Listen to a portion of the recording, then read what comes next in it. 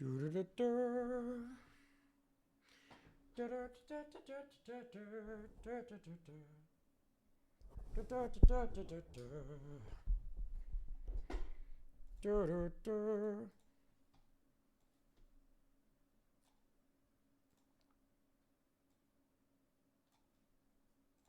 everyone. Hi. Huge freaking raid. Whoa. Whoa. What are we doing with a massive raid coming in like that? Oh my god, raid? No. No way. Guys, the realm is in chaos.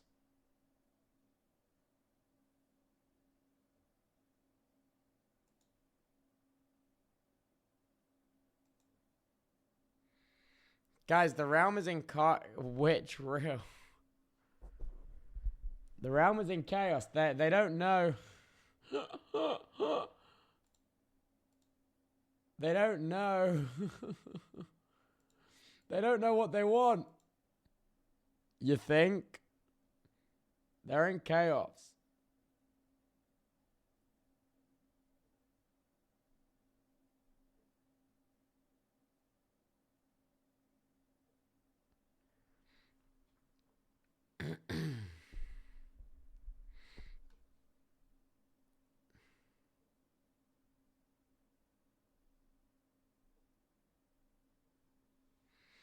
Tubbo, are you aware of the tool GNS3 for networking lab stuff? No.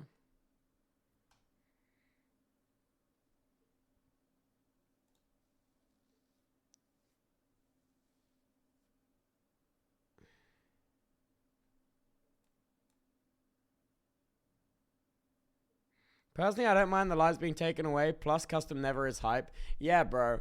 The realm is always so difficult because they always complain about us not communicating with them, but we do.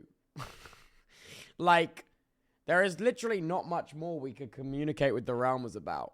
You know what I mean? They're like, they don't like when drastic changes are implemented without communication. Guys, they have been asking for PvP changes relentlessly for the last 4 months. And we did what they asked. That is actively examples of us communicating. Crazy. Crazy. Crazy. Hello, nerds. Hello, nerds.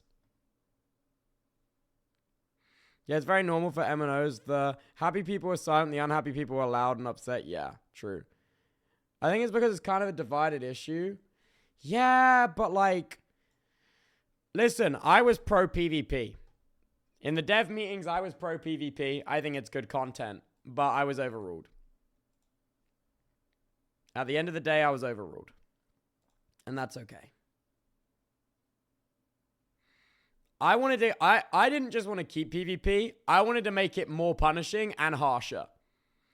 So, you better feel lucky we didn't get the Tubbo live way. You know what I'm saying? If we had got the Tubbo live way on the round PvP changes, how can you complain about PvP now you have nothing to lose?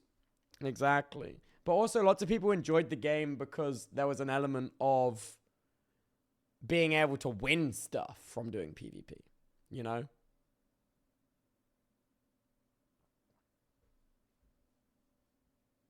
You know? So it's both sides of the coin. It's both sides of the coin. There was risk and reward, yeah. And that's why I was pro PvP. But at the end of the day, the vocal community of the realm very heavily didn't want PvP. And every single staff ticket we got was like player reports because people were killed by PvP. And we just don't have the staff for that. It's a waste of their time. So PvP's gone now. Like, the team's weighing up maybe leaving a toggle, but with like no reason to have it on. Unless if you just want to kill people. But like, what you gonna do? Like, we can keep the toggle, but There's no point. No one will toggle it on.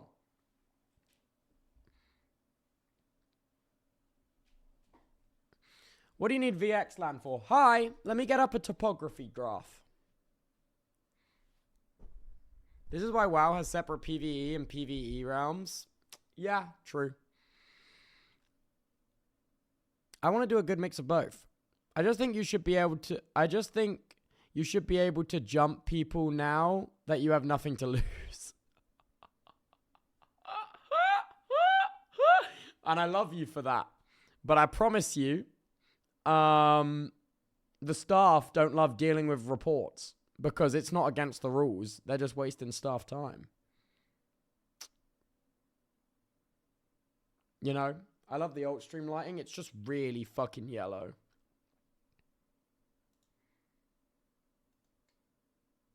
Is a great virtual network lab tool. How's this work then?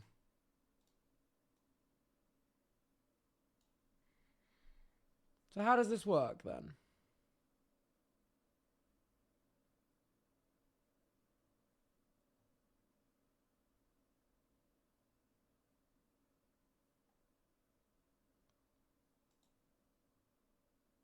Virtualize your virtual network in a suitcase. Do we want to give it a go? It's free. I'll give it a go. Oh. Okay.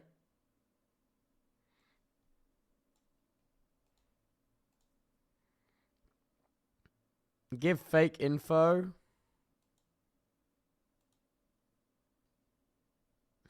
Can someone just send me the zip file? Someone just send me the exe. What's the install guide? Wait, is it a virtualization tool? Wait, is it it's a virtual... Oh, God, I thought it was just to make pretty diagrams.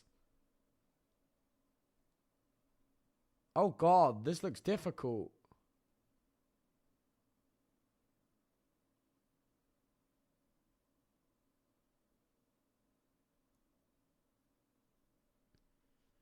It's how you can test and play around. And it deploys perfectly. What's this? I can't comprehend if you have PvP turned on complaining about being killed in PvP. Yeah. Yeah. It was opt-in, but like low-key, I'm at the point now where I was very pro PvP, but the amount of bullshit that the volunteer staff team deals with when it comes to PvP, it's literally just like, they are volunteers and they should have fun while they get to support this community. They shouldn't have to deal with this bullshit and people being horrible to them because of gameplay decisions we as developers made. So it's better to get rid of it.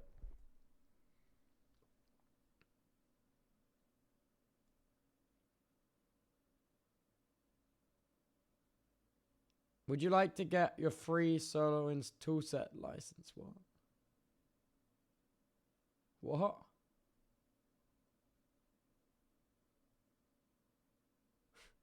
Guys, this is a lot of installing. Tubbo, what are you trying to achieve with VXLAN? Let me show you. Let me show you.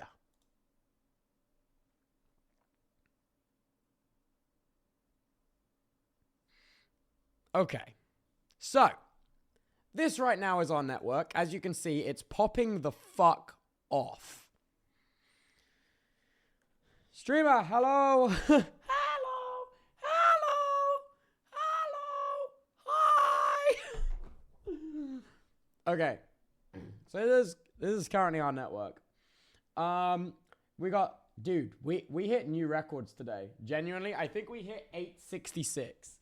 866. Someone linked the exe above, but the packet tracer from Cisco, but I don't know what you're trying to do. Well, is it going to be useful to virtualize that if I'm using the 7050QX, which is the Arista operating system? Like, this is my class of switches that I'm using. I'm using this setup here. You see here? If I zoom in on this, this is the architecture I'm using here. Because I don't need to scale past 1,600 nodes. I'm not a DC. So,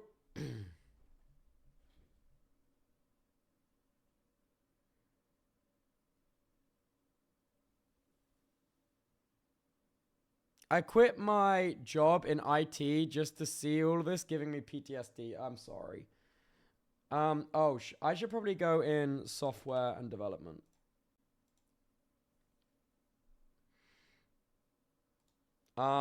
Yeah, but wait, my lab was built on an older version of that shit. That's it.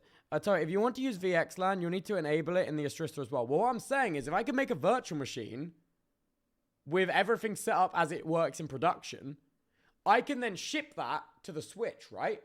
And basically just do a direct configuration copy. Because on boot, the Arista reads all of its configuration from a single file, no?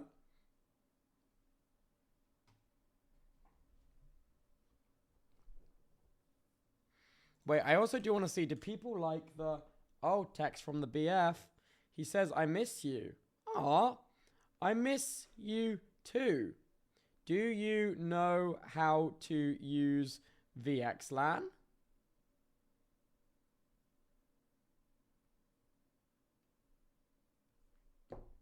I'd miss him more if he knew how to use VXLAN, for the record.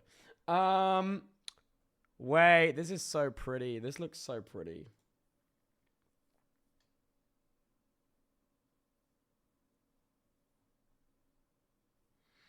Never used GNS3, not certain about it. Clueless. Okay. He hearted, I miss you. He said, yeah, so well, I'm going pro. Lit. Fire emoji, fire emoji, fire emoji. Oh my god, why have I got so many fucking texts?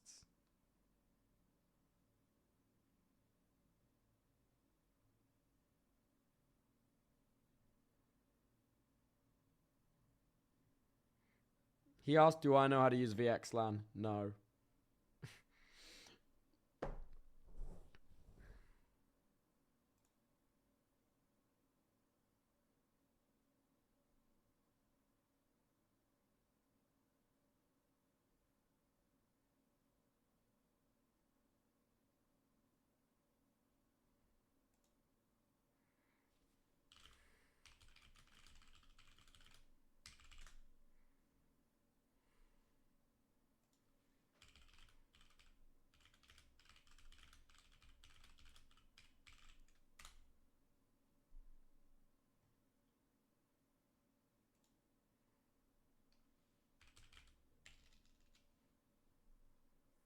But JS3, you can do Arista VOs. It should be exactly what you want. You can emulate the Arista switches there. Okay. Okay. Damn, posted it well. Okay, let me get up my topography graph. Hey. This is my topography diagram right now.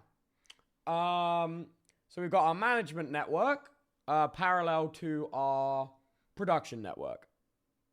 So we've got a GRE tunnel, which is running from our Brist 10 gigabit uplink to an OVH London box, which is coming into an ITS Cisco router, going into our Play Core Router 1, going to our Spine 7050QX, and then going down to our 7050SX Leafs. Okay? On the management side of things, we're using a fiber backup from Brighton Fiber, 300, going into the UDM, going into the USW aggregation, going into the USW 24 PoE max, going into the management switch, connected to the router, and the spines and the leaves. As you can see, there is not a lot of redundancy in this topography. You see one spine, you see two leaves. That is something we want to fix. That is something we want to fix. But also, we don't have the electricity budget to fix it right now. It's too expensive. These switches use too much power to run, and the host doesn't make money. That definitely is a flowchart. I think it's pretty good, no? Let me show you what we want to change. This is the software topography for what we want to change with play hosting. We want Bedrock play hosting to come into Envoy load balancer, which goes into 5 Geyser proxies, play hosting online to go into 5 velocities, load balanced by Envoy, and then play hosting offline to come into offline Envoy and balance there to the user servers. That's the goal there. But to do that, we need to figure this out. Then VXLAN with the /8 is what you want. If you want to add more redundancy from what I'm saying, from what I said earlier when I said you don't need. Okay. Okay, right. Also, if you install GNS3, it would fuck up putty. I don't use putty.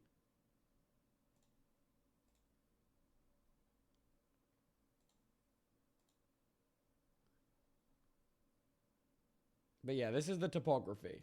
And you can see which servers are connected to each one there.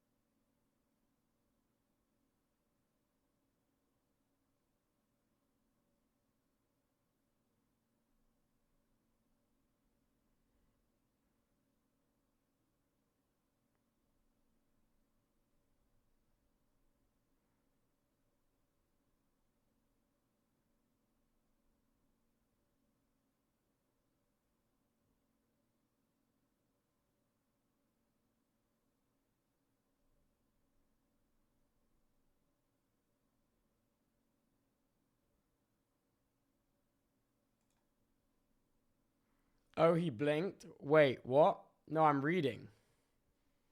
I'm reading.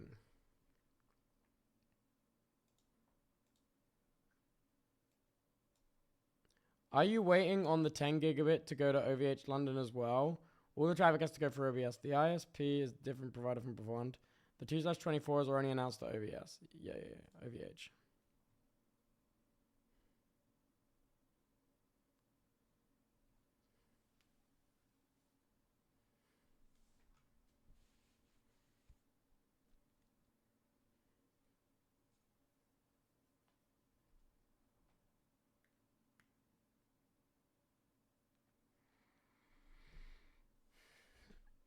Okay.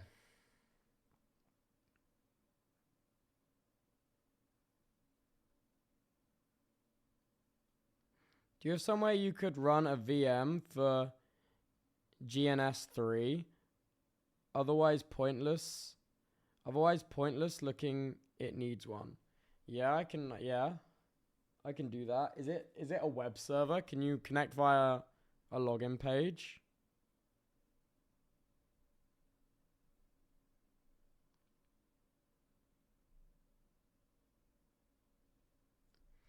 Okay. Wait, someone linked me.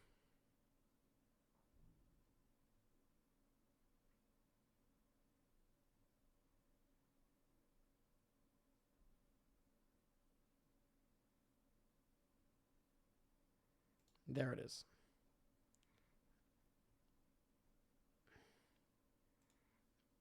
Oh, okay. Oh, wait, so do I want to install this on my computer? Or do I want to install this on a server?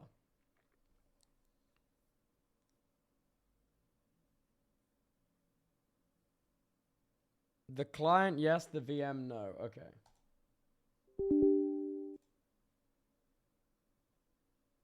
Wait, is it a virtual machine or a Docker container?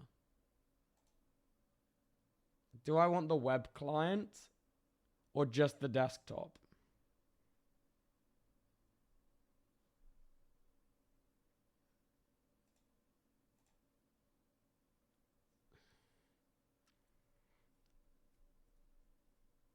Can we get music? Oh, will that distract you? Sure, bro.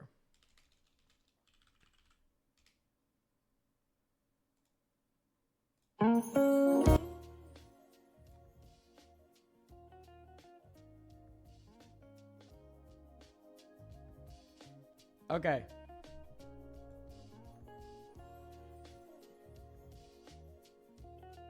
Oh, it's Groovy AF? You know it.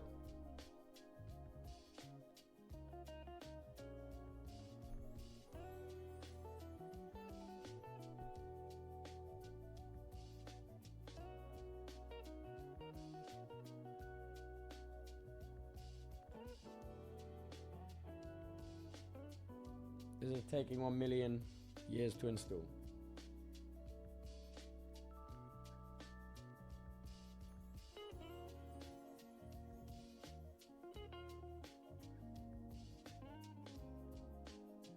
Does it need its own VM? It spins up other VMs too, so I need to pass through virtualization.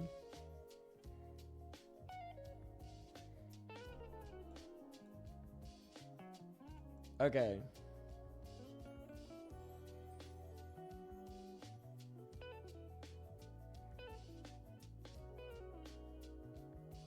Bro, have you tried turning it off and on again? Bro, if I did that, so many people would be pissed.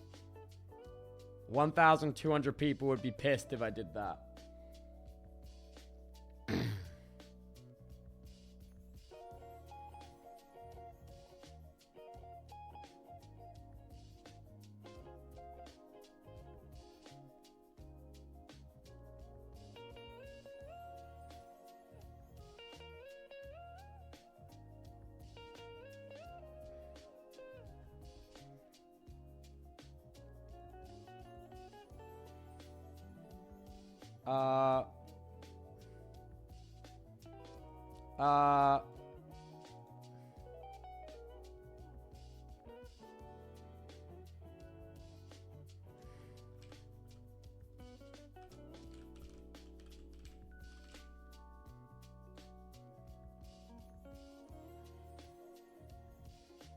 Done.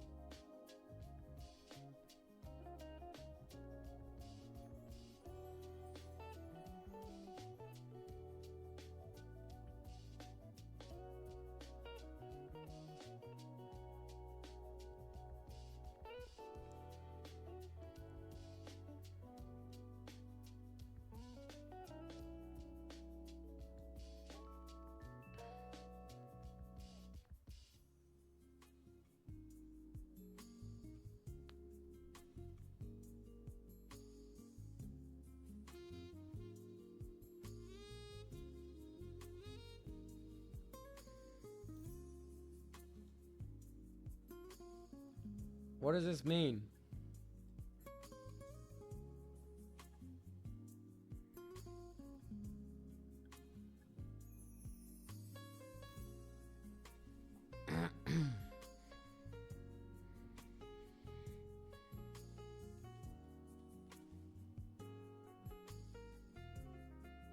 Oh.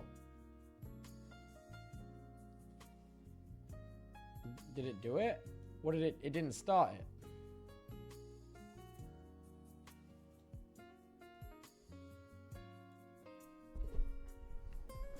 Oh, there it is. Ah.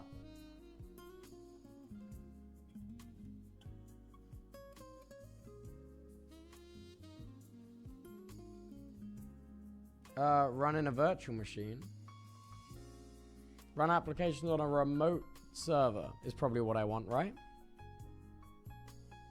Probably want a remote server.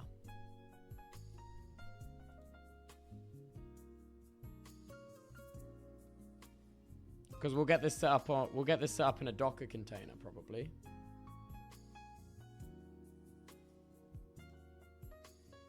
I don't really want to use VirtualBox or Hyper-V. I don't actually like any of those. Okay. Remote server? Okay, cool. I'm going to the bathroom. I'll be right back.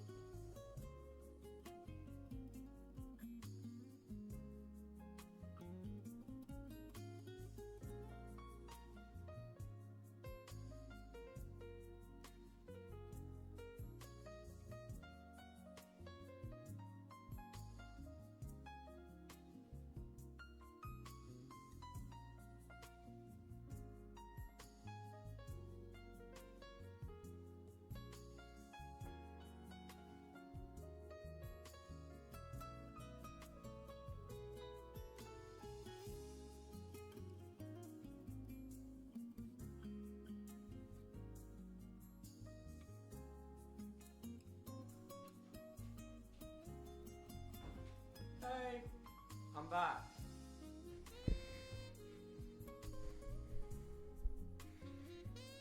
Apparently this is deprecated. Wait, what do I want? Own your own server, a bare metal hosting provider, a cloud provider. Okay.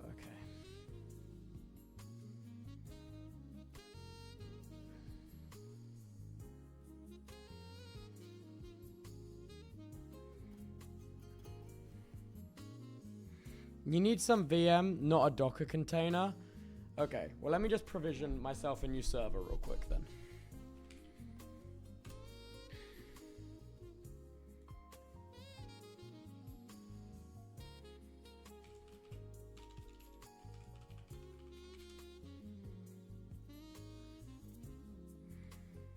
Oh, what's this application called?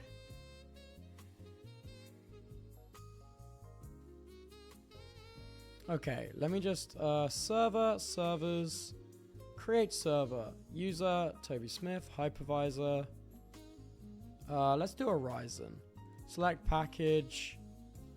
Sure, VPS2. IP address 1. Okay, create server. Server created. Okay, cool. So when I go user area, I can now show you guys this. Okay, cool. So we're waiting setup. We'll manage this here. A name. We'll call this Timbers Studio. What is it? NGS3. Actually, I could just call. Yeah, Timbers. Actually, no. It'll be play hosting. NGS3. S3 remote. And then I want Debian 13, please, minimal. And key, that would be Toby, swap 1 GB. Install. Install now. So there you go. Oh, if you didn't know, I own a VPS platform, by the way, which is why I'm able to just spawn in a VPS like this with a public IP address. This is my VPS platform. If you're wondering how I knew that, I own this. Have you looked up ECMP? I didn't realize your topography. It could be easier if the bottleneck is to and from OVH.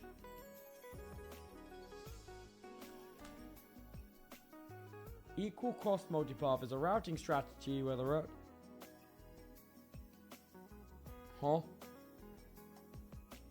Not heard of this.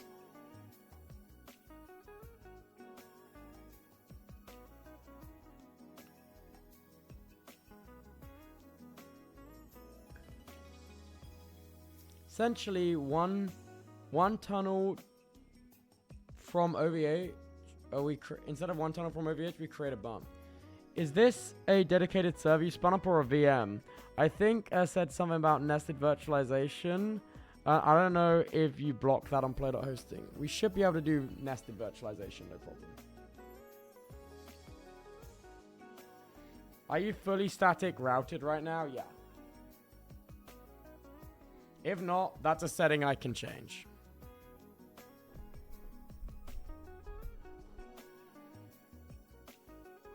Okay, in that case, give me that IP address. I should be able to now log into this VPS.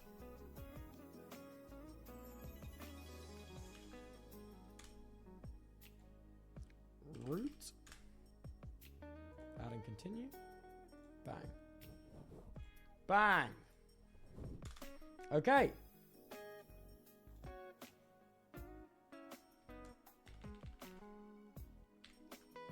So what are we trying to do here? We can close out of that. Right.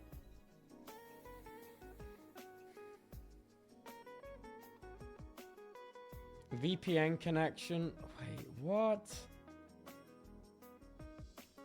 I don't want to do a VPN connection. Can I just use Tailscale? I'd rather use Tailscale. Or Cloudflare proxy. Actually, I'll use Cloudflare. I'll use Cloudflare and access control. Install script at the top of the page. Is this just it? That's all I have to run. Alrighty. Let's see if it works. Actually, before that, let me just real quick install core packages. Because I know it does not have them.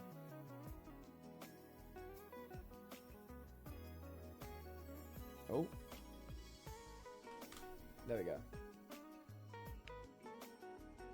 Doubt Cloudflare will work, but Tailscale, yes. Okay. Well, then I just paste in that script. Bang. Well, that didn't work, did it?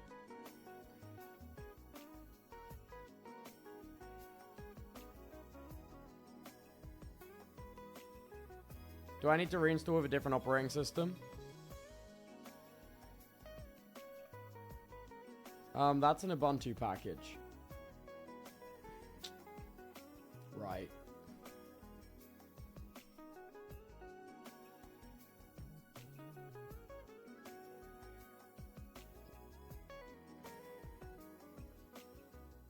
I installed Debian 13.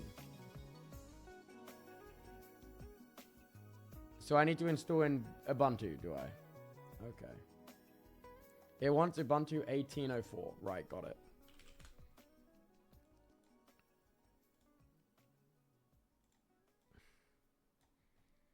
Manage. Shut down. Just power off. Did that kick me out? No.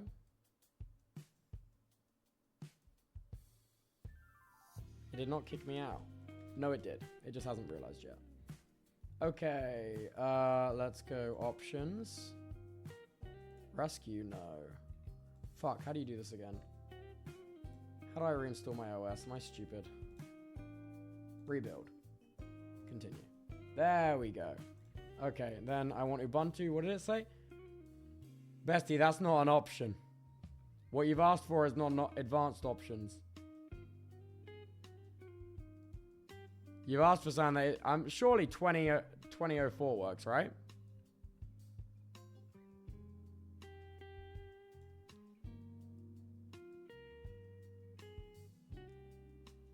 What kind of dashboard is this? This is Vert Fusion. This is a Vert Fusion instance I run. 20 is best shot. Okay, cool. Cool. Install.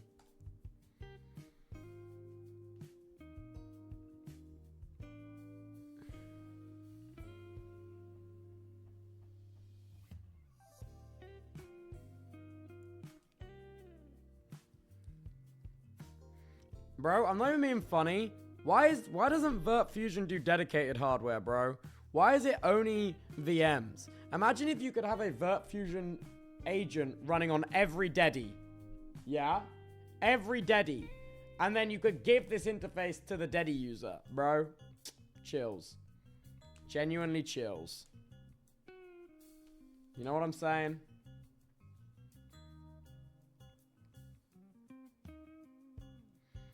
How far have we got? Not massively so far.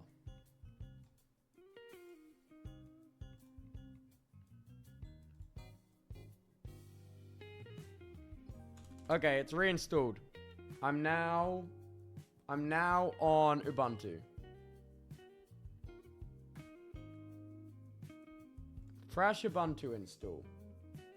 And now we just go again. Core packages, true. Well, I don't know if core packages are the same on Ubuntu. Turns out they are. Nice.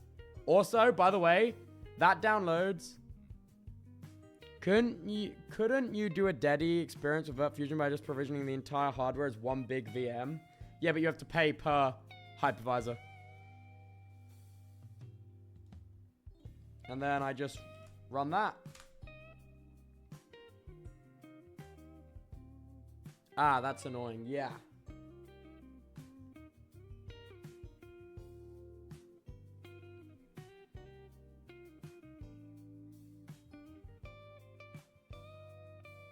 I usually install the VM for GNS3 in Proxmox, way easier. I don't run Proxmox. I don't like it. I used it for a while and I didn't like any part of it. And it caused me so many issues. We're working on VPS hosting. No, VPS hosting is done. We're learning VXLAN.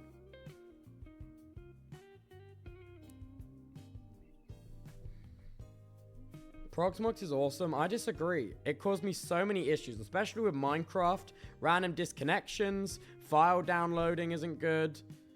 Like, so many issues. Should I see what the BF says? He says L. Great. What does this say?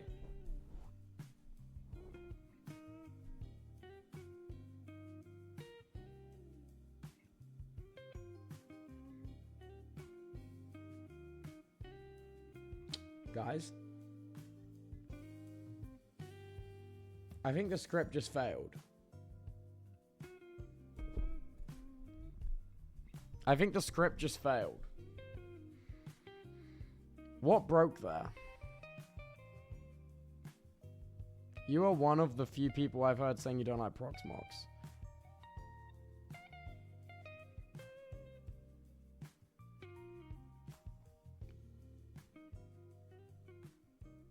What happened here?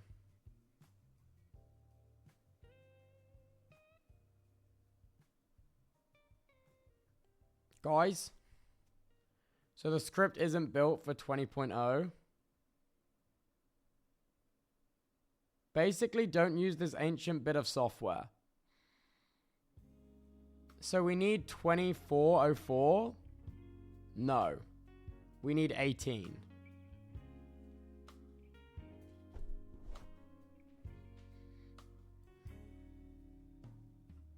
Oh no.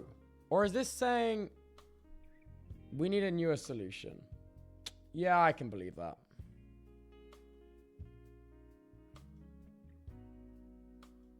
Wait, but this is saying this has reached end of life support for this script. Surely doesn't that mean we need to update it?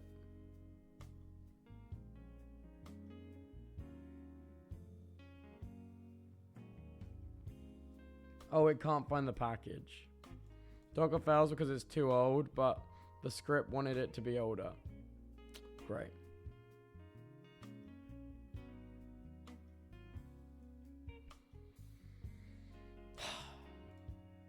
Bro.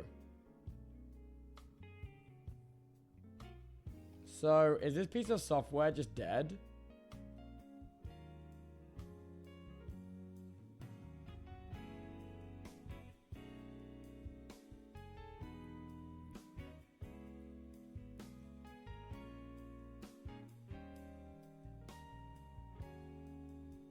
Is this software just dead?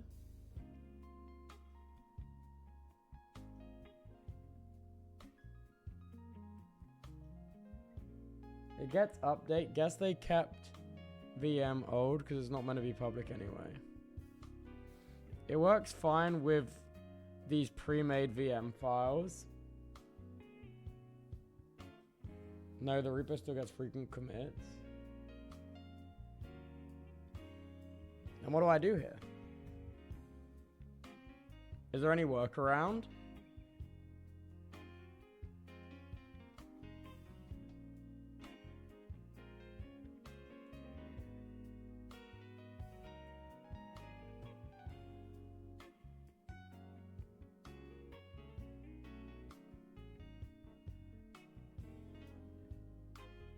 That's for the client, not the VM.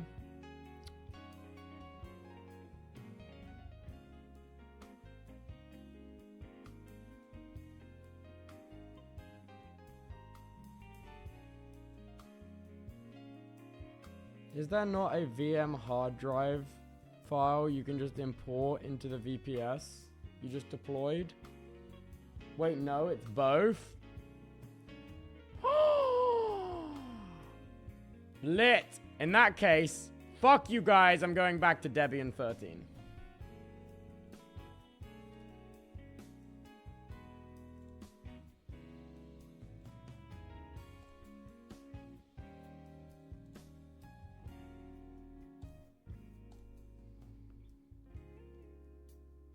Debian, my beloved. Yes, absolutely. Can't stand Ubuntu. Ubuntu for stupid idiots. And me. I'm interested to see how much resources. Oh, it uses like no resources. Oh, easy. Oh, easy. Tubbo Data Center is out, not in demo now. Not sure about that one.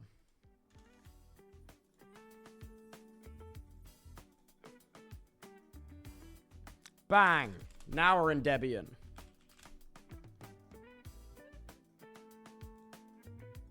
That's not what I want.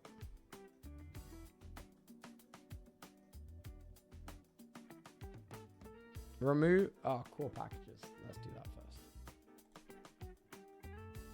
Oh, oh, oh, oh, what's happened here? Oh. Oh. Oh no, the cache. Okay, there we go. The cache was having some issues. No, don't worry. That basically just happens when it's too busy. The cache is so we can install core packages at 10 gigabit without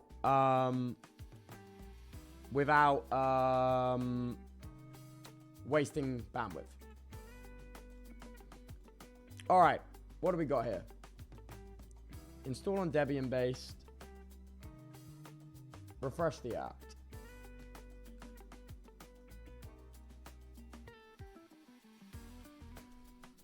Wasn't anything to do with your local cache? Oh, okay. All packages are up to date. Now we need to install Python.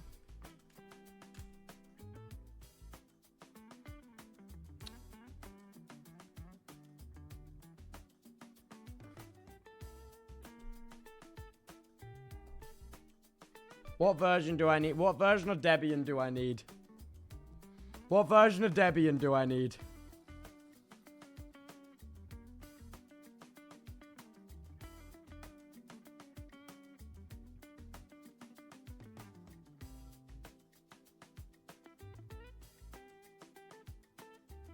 Didn't it say 13? Wait.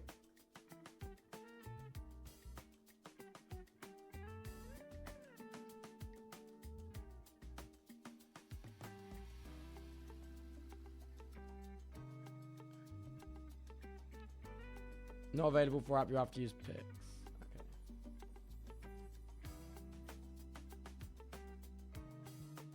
There's an extra script for 13.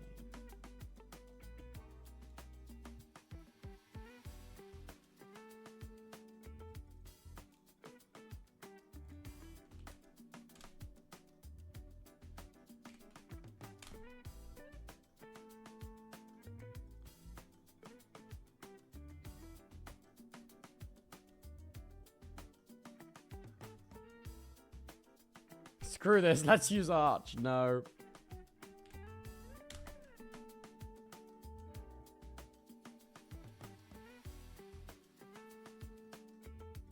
We'll get this to work.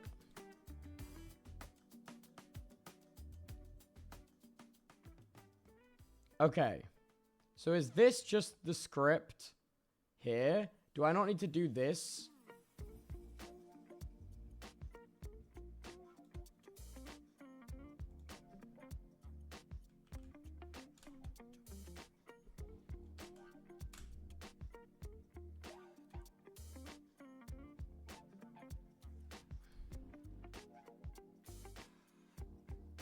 Do the bottom part, then the top. Okay, cool.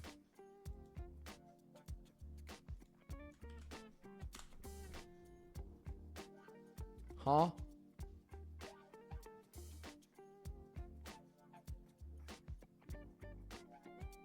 You need to do all that just for the extra bit to build the defense. You missed the third script on packages. This. Wait.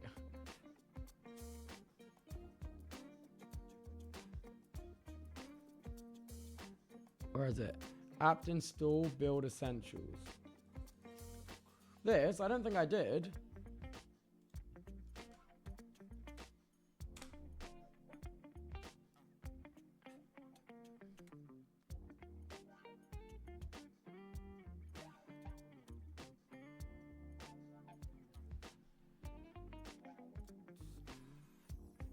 The third script from the top. Oh.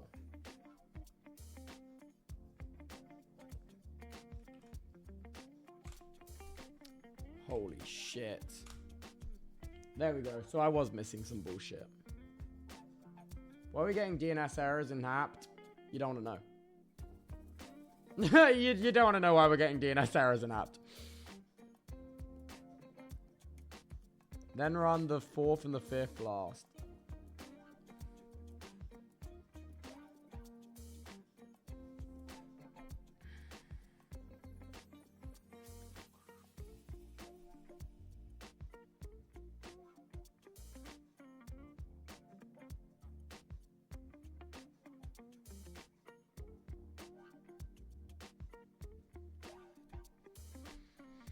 Oh man, I should have uncapped my VPS speed. This is taking forever.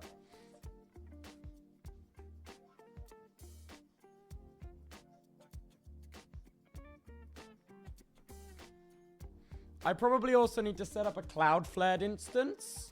So I don't have to open any ports on this VPS as well. And then I'll tie it to my domain. Just use Tailscale. Oh, what? You want me to add this? Okay. No website. Oh, there's no website? Oh, then I'll just use Tailscale. You just add the IP in GNS3. Or the host name, if it's Tailscale. Oh, that means I can work on this on my computer and on my laptop. Wait! W!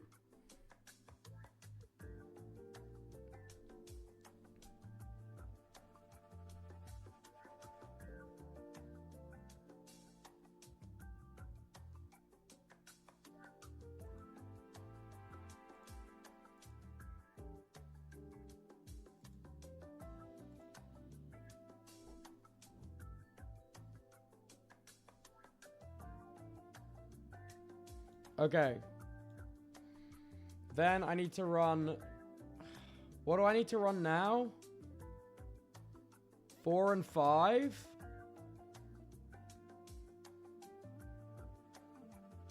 Or just the server? 4, 5, then last. I don't need GUI though, do I?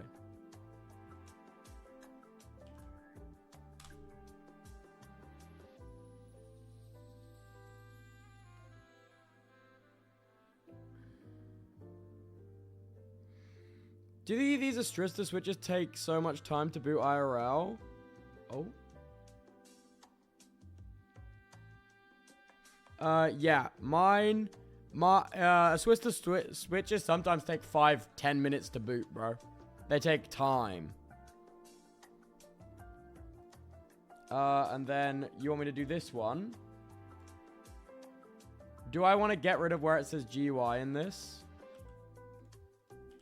Do I want to edit this and get rid of GUI? Like that? Cool, cool. Why is it giving me sparkles in the console? And then the final one.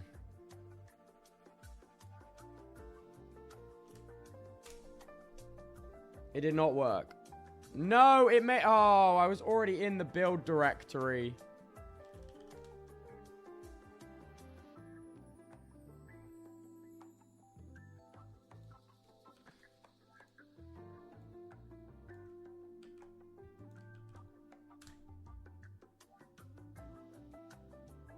Okay.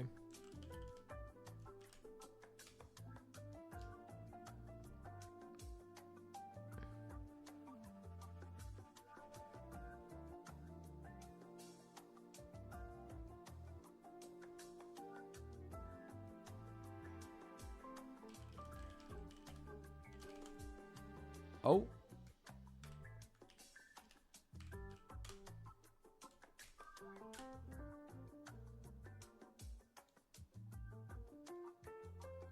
You need to run dinners for Debian 5.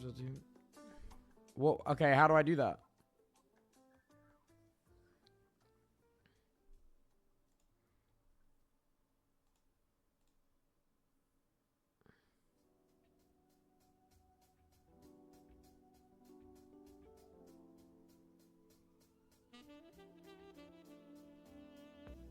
This bit here.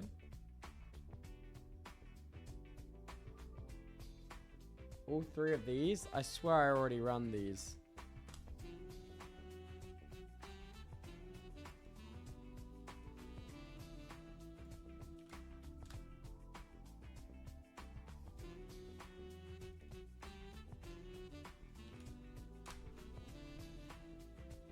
Okay, and now it works. Lit.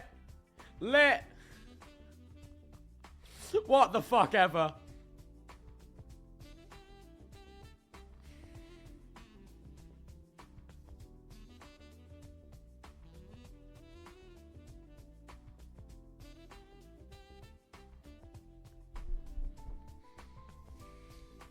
Okay, so that worked.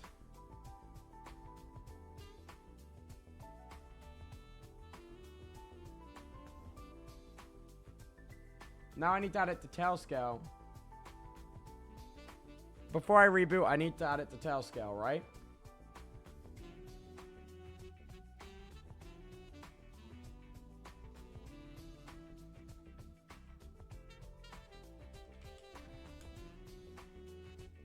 Well, I'm adding it to Tailscale, whatever.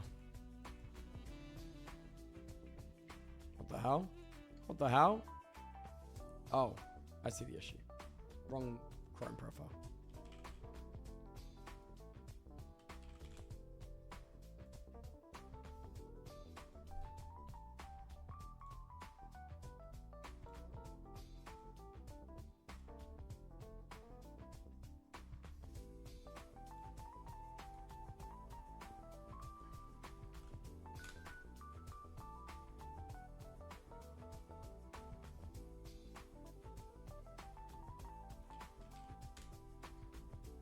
Okay.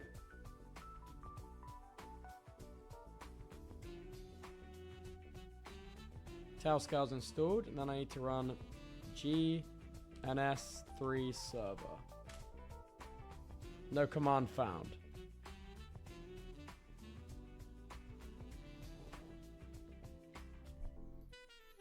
What'd I do wrong there?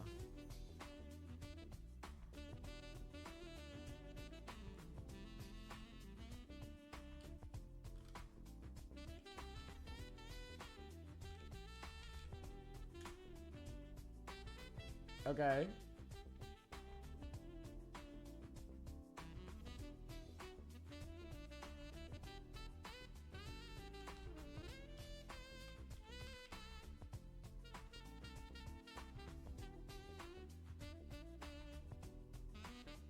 Relog.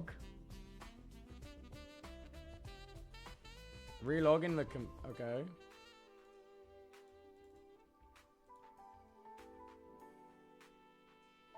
Okay. Actually, let me connect with Tailscale. Oh no, it doesn't matter.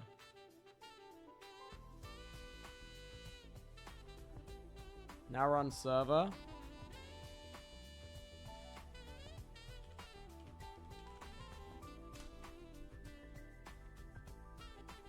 Do I not need to put this in a screen? Or will it just run forever? Have you heard of Eternals? It's like play hosting, yeah. Yeah, I've heard of Eternals. We go way back. They gave me a sick shirt and a hat.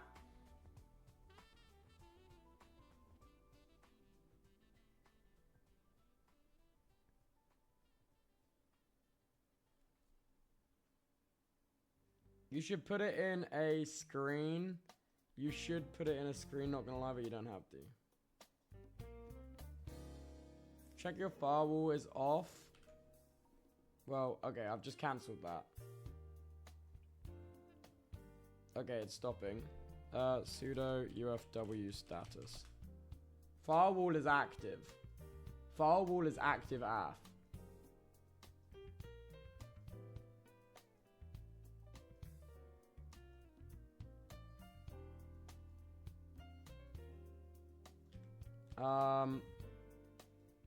Can I not run this in the background? What's the variable to run it in the background? Do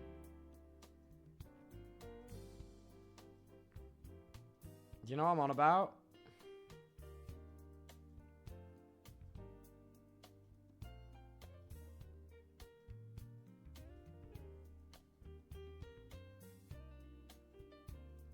Oh, system D service or append and.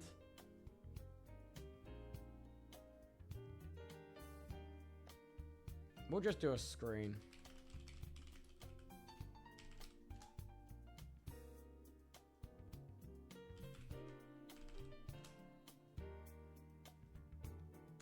There we go.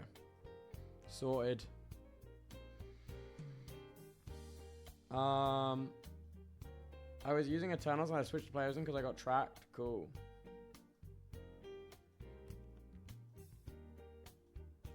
And then what do I want to do? What's that command again to run the server? GNN3 server. Sorted. Right. Now we can jump over to, not there, to here. Use, let me show this again. Use server. Right. Oh, I take it password's the private key. Huh.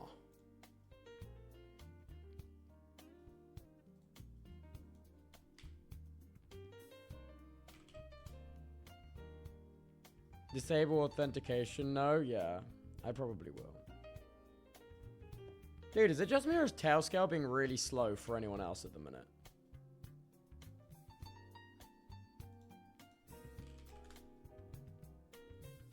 Like, I can't even...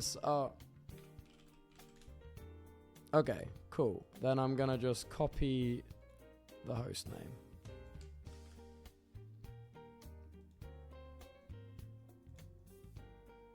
Okay, host name, bang.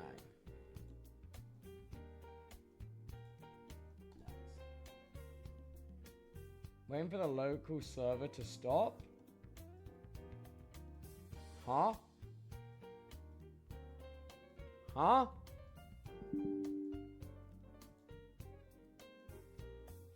Okay. What happened?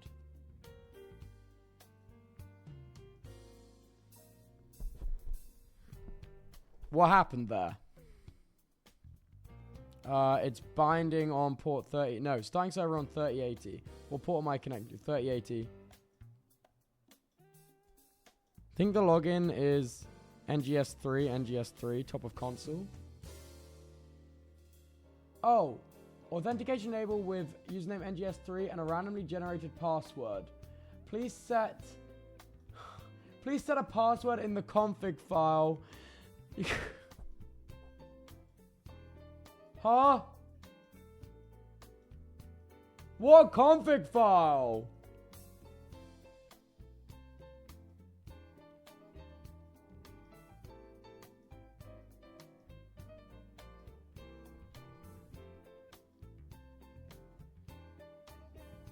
But it's a website, no? You can just go to 3080? No, it's not a website, I don't think.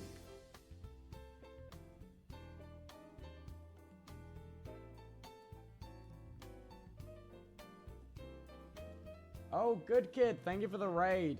This is a weird time to join.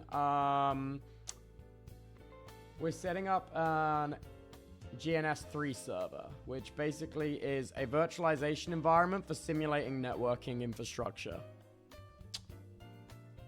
It's a bit hard, but yeah.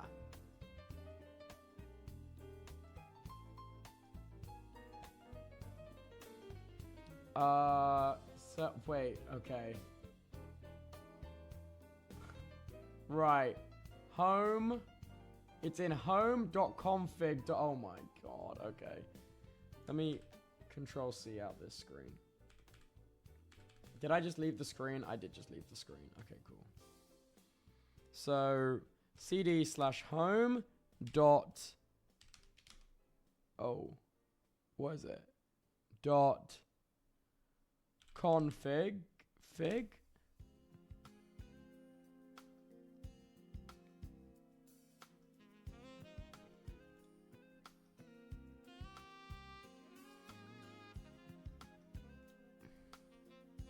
Home is your root. Oh. cd/.config.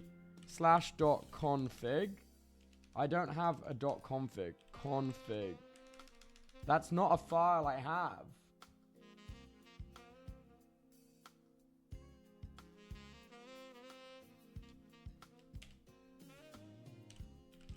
Ah, I got it. I'm stupid. .config.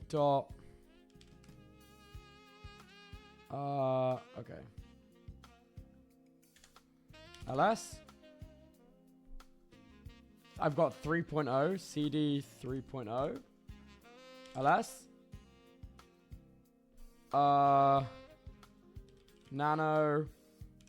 NGS3 controller. VARs. Nope. Oh, you have to make it yourself. Right. cd ...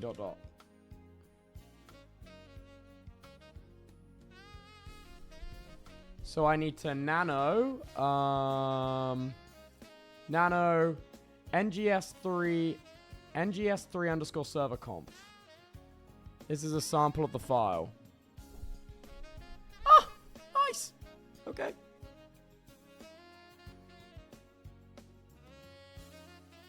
So this file is...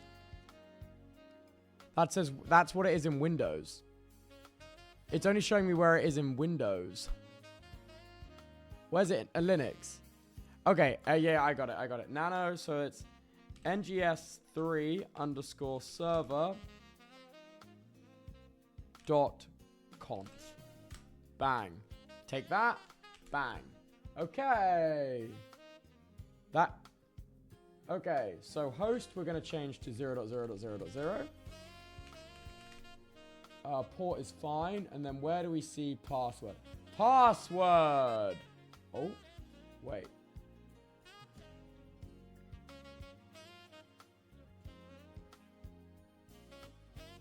You only need the password part. You can delete everything else. Really? Motherfucker.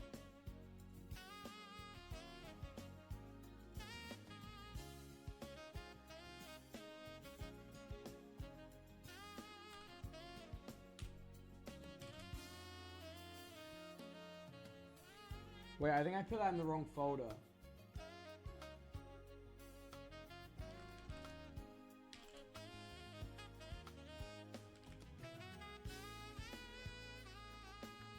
GNS3 underscore server. And then I just need to do password equals... Oh, password space equals, and then anything. Oh, I need to put server at the top? Okay.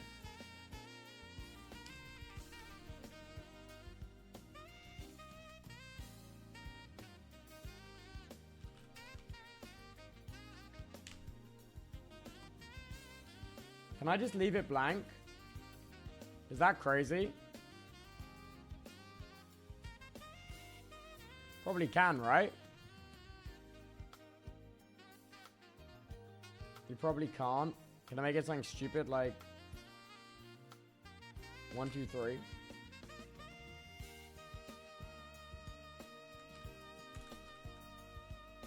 Alright, screen. Cool. And then now I'm in a screen. I want to do GNS3 server.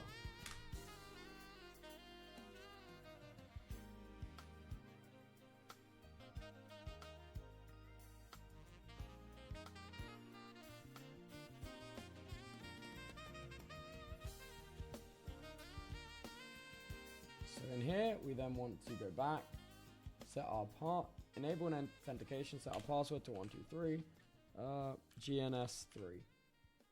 Alrighty. Next. What did I do wrong there?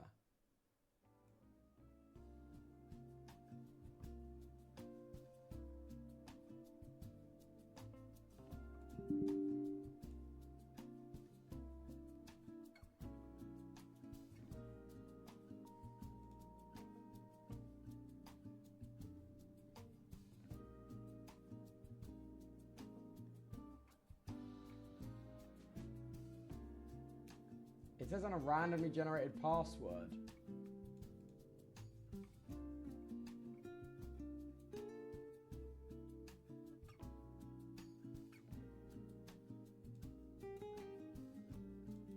How do I connect?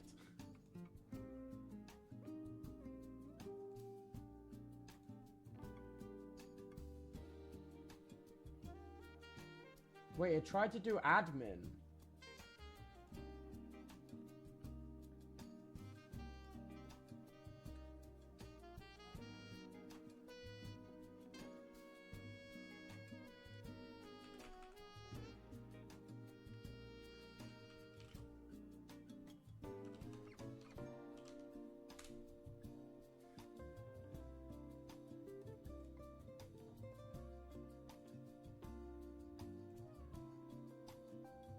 No. Yeah, that's right.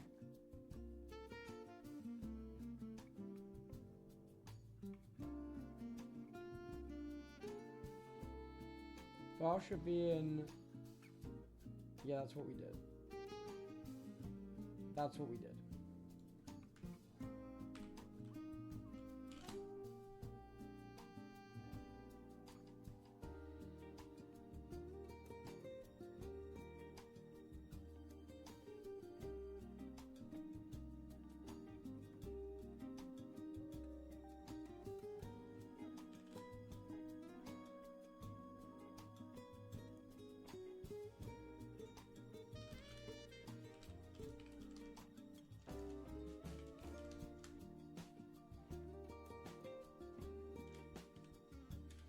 What do we need here?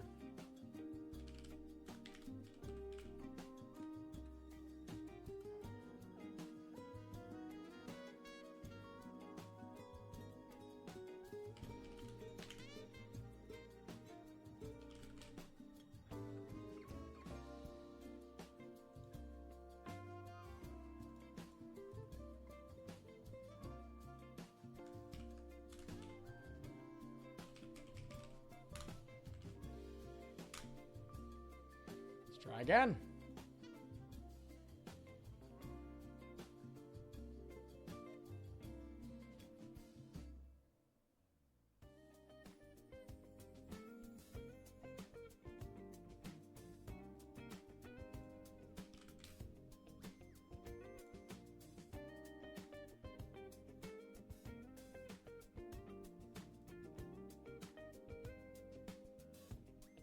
No, it still won't work. Oh.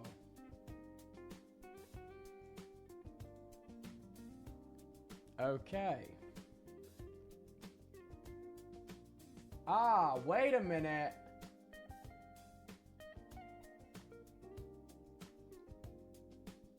I've got a plan. Let's try clone. Let's try clone the config file to the 3.0. Wait, how do I get out of the screen? What the fuck? How do I get out the screen?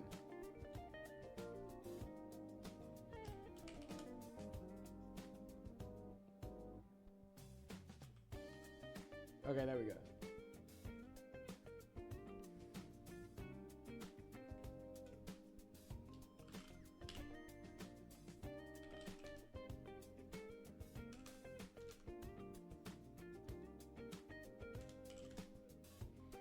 How do you copy a file to a new directory?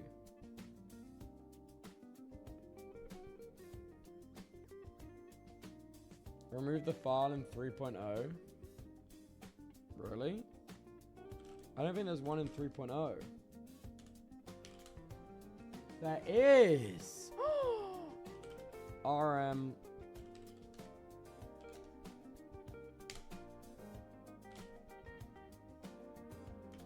And then CP.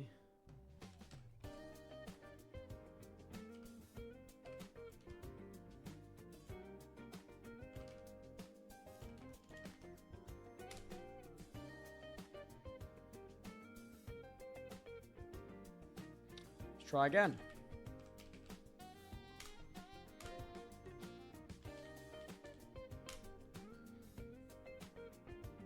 Nope.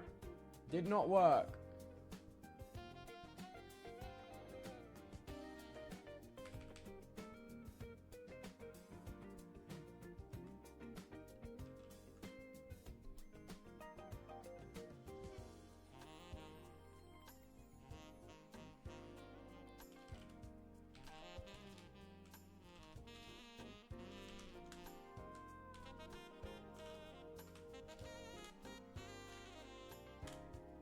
Nope, nothing changed.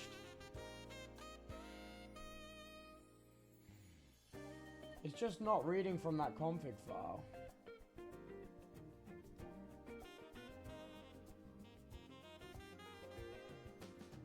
Maybe I should put the whole config file in.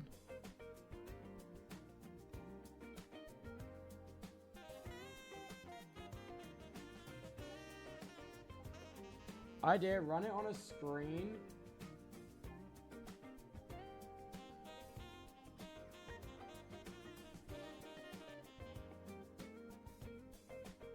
Maybe just try auth equals false. Honestly, let's try that first.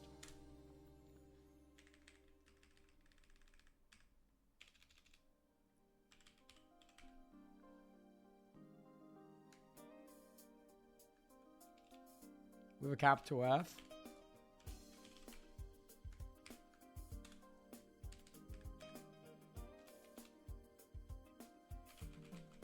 Just in case.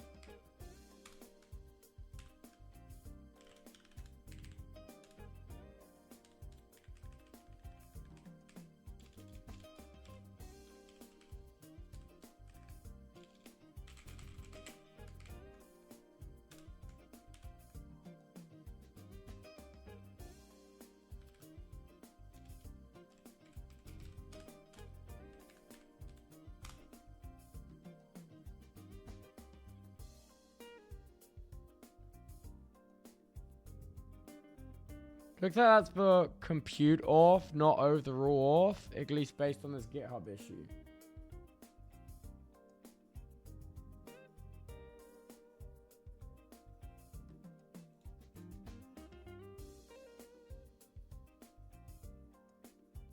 Wait, I accidentally closed the thing.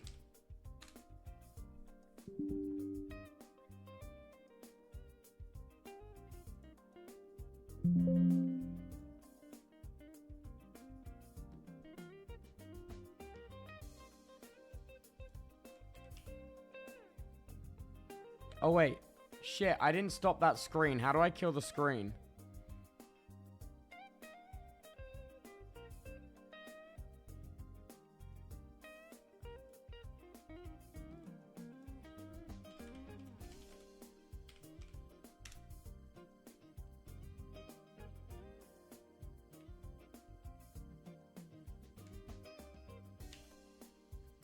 Huh?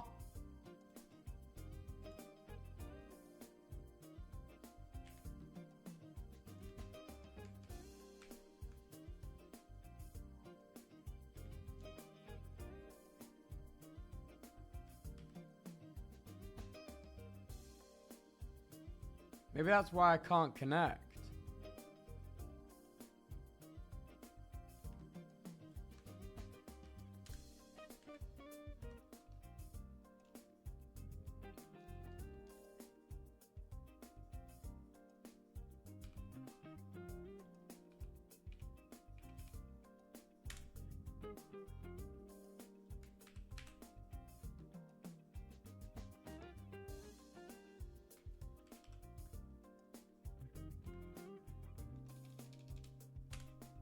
They're still all running.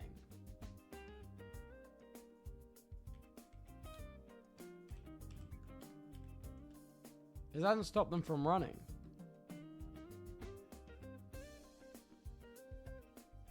Because Control A and D hides it.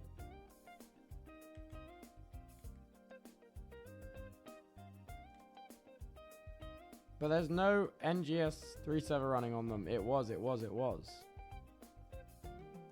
I just killed it.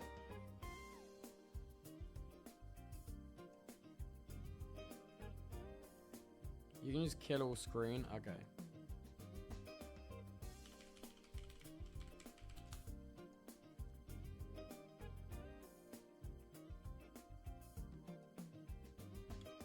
It was a fraud. It was a fraud.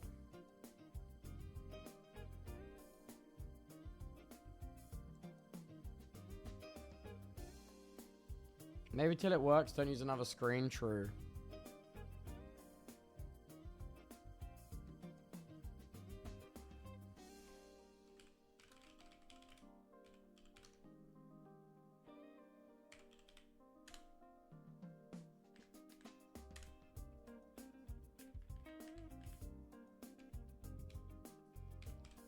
Yep, that worked.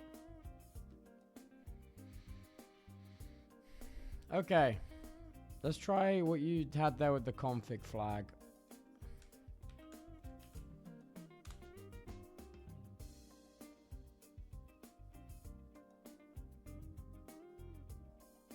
No, that didn't work.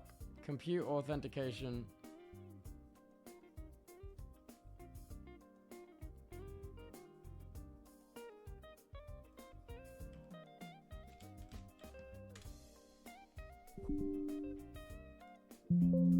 Still failed to connect to the server.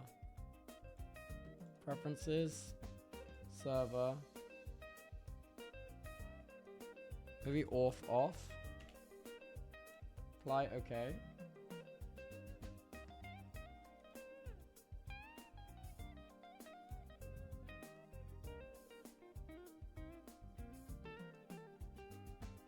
Now what? How do I refresh?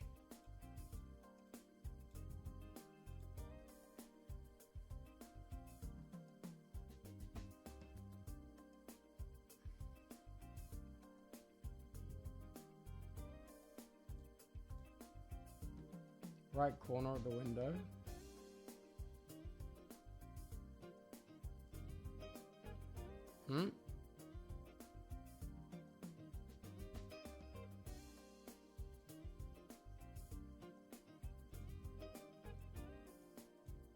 Oh fuck. Wait. It's connected?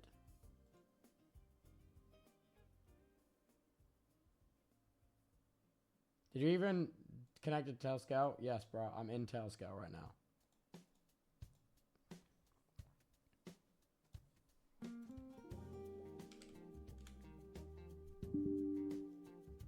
Could not connect the server.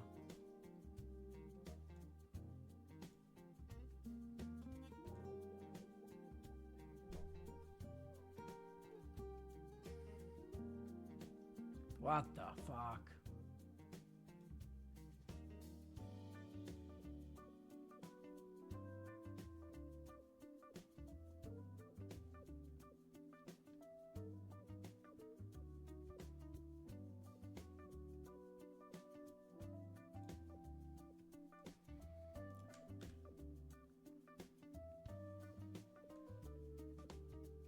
Check remote service tab in preferences.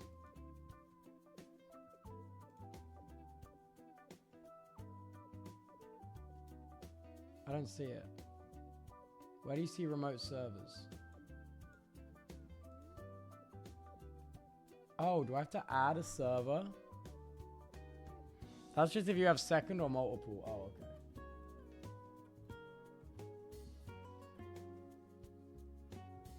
Okay, you need enable HTTP auth equals true. Do I?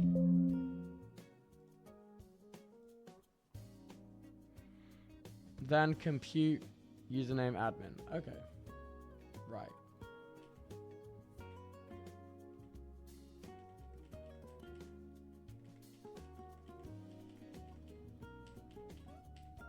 Where's my CD? There we go. Wait, the host is NGS. What? The host is...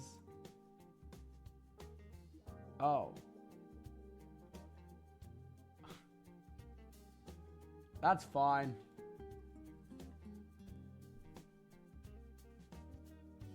That won't break it though. Same typo in both locations.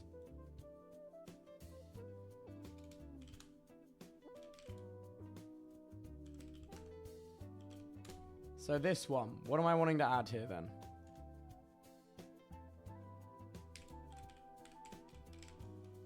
Like this.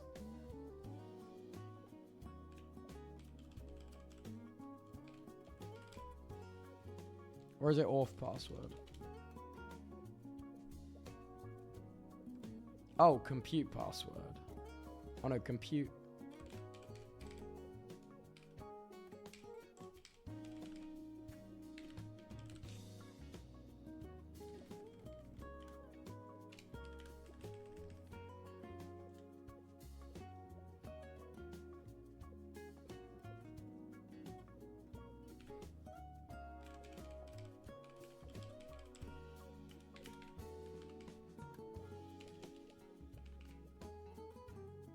I think it should still be in server. Oh.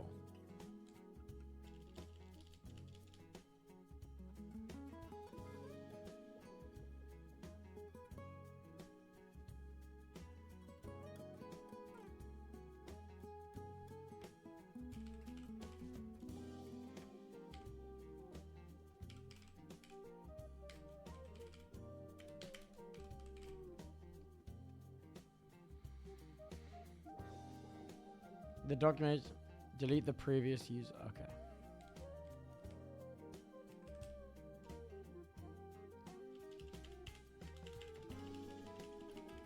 Do I need auth at the top here where it says false?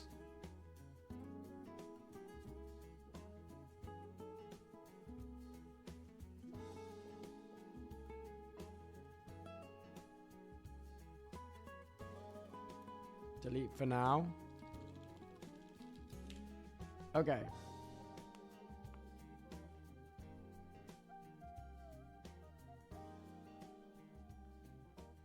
Okay. Does that seem like we're getting somewhere?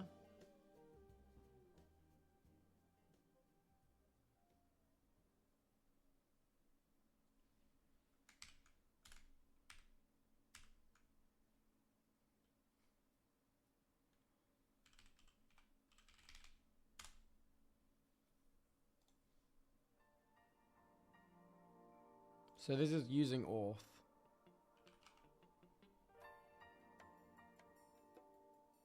Yes, that did it.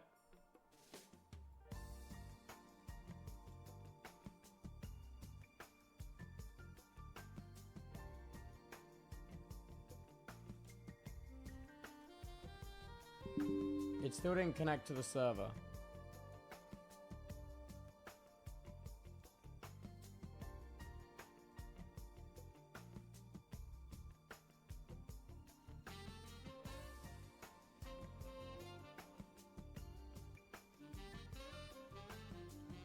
It's listening to localhost. Maybe try 0.0.0.0. Wait, try connect again, please, even if it fails. Okay.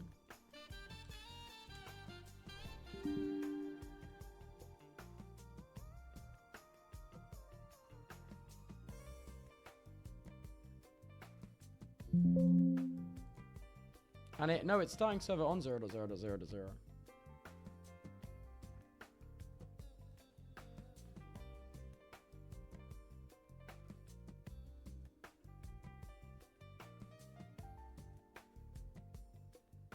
So go through where we put the path and try to connect it.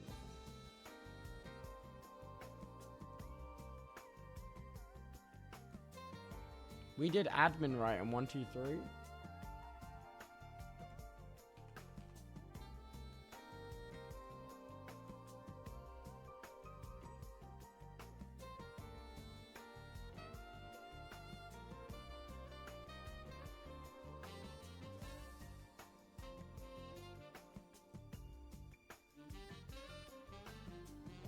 I think the profile is set up for local and not remote. On here. Because enable local servers false. Maybe try using the Tailscale host IP. Okay.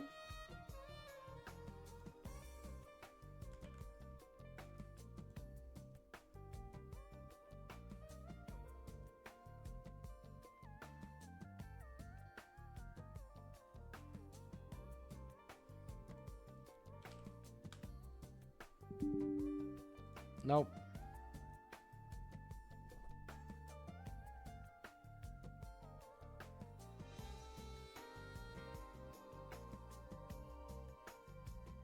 That's what I did. It says to make a profile.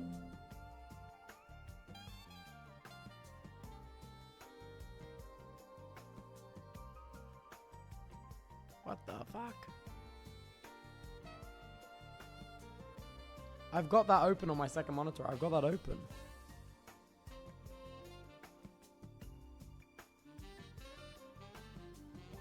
Your PC connected to Tailscale? Yep, right there. Boom.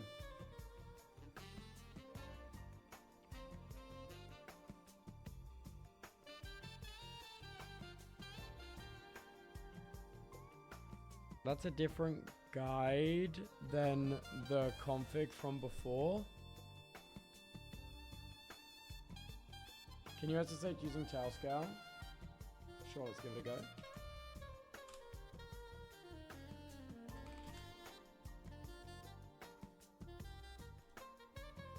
Yep, no problem. Tailscale's connecting fine.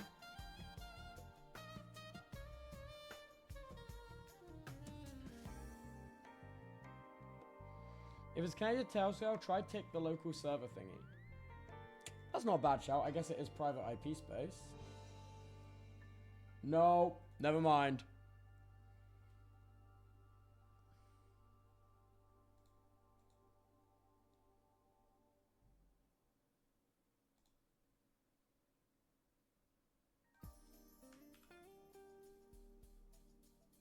$22 is allowed for. Can you try allowing 3080 TCP through the firewall as well temporarily? Could be something like -- or false.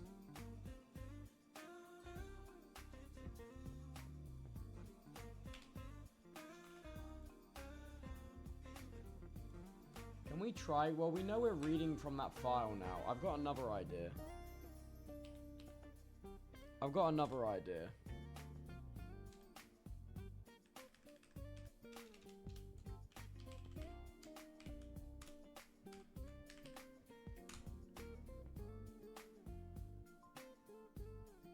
Okay, it read from that file.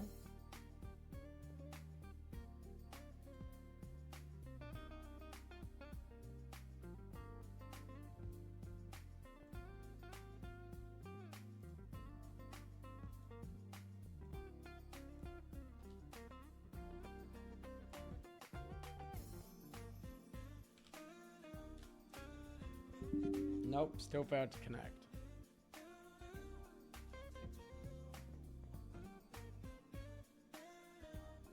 Tubbo, NGS tries to use PuTTY to connect. Go to preference.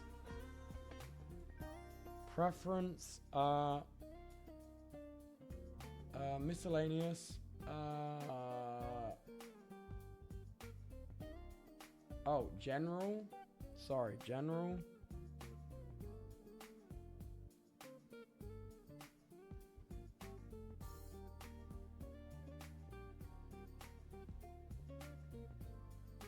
Miscellaneous.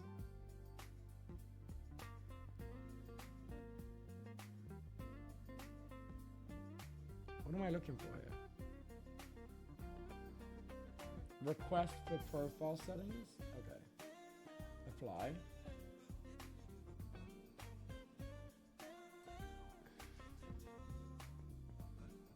Then restart.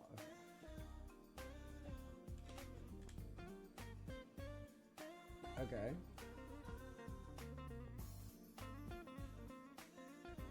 New.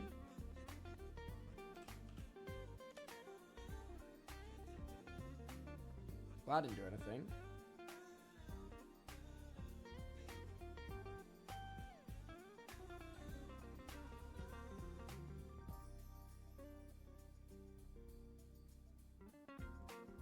Okay, on remote server next. On that IP address without authentication. Username admin. Mellings, thanks for the raid.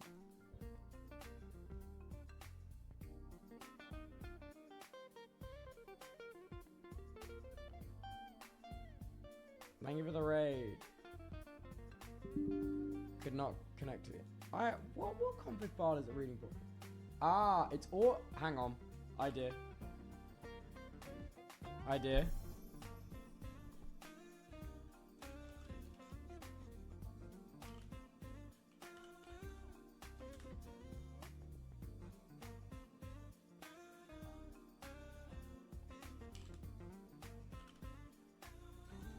Let's just.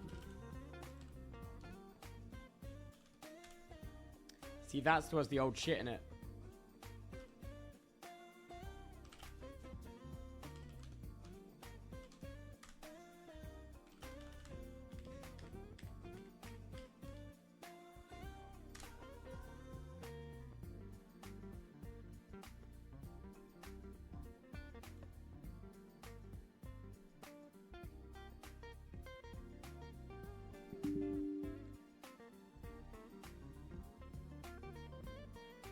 Bang! Now it's working.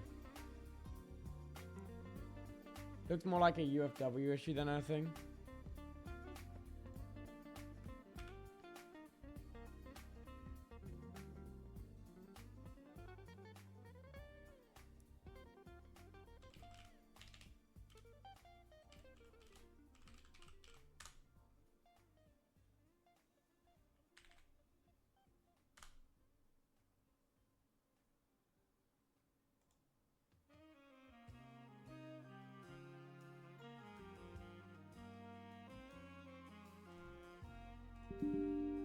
No. UFW's turned off. I didn't think it was UFW.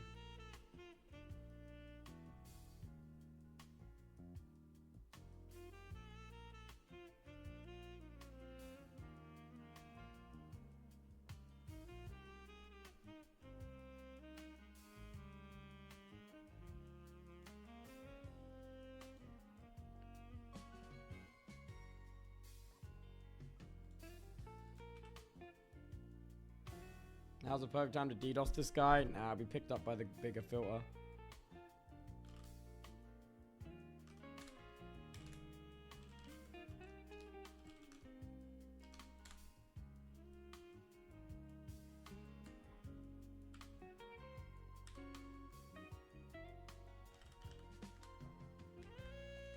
Well, now they match.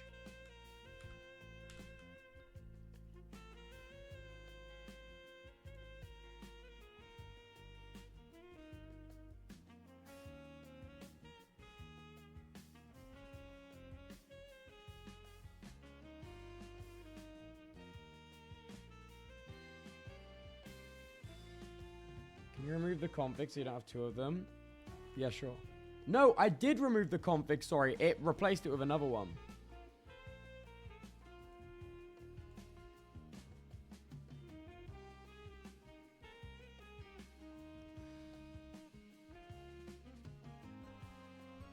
On this, it has server type remote, but you don't have that.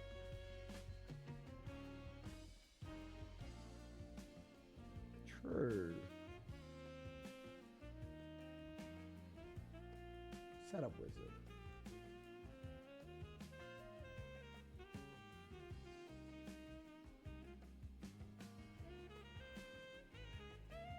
Well, let's just see if we can do something else real quick. Am I the problem? I am not the problem. Okay.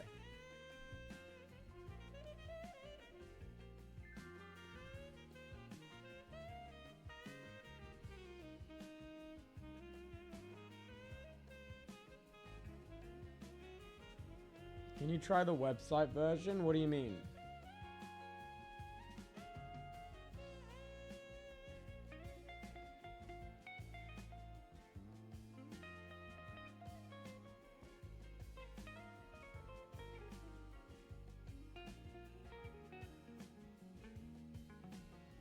Okay.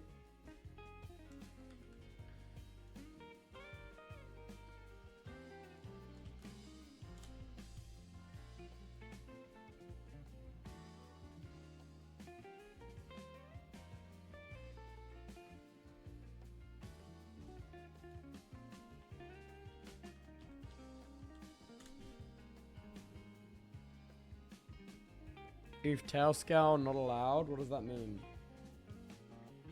Does that mean I'm the issue?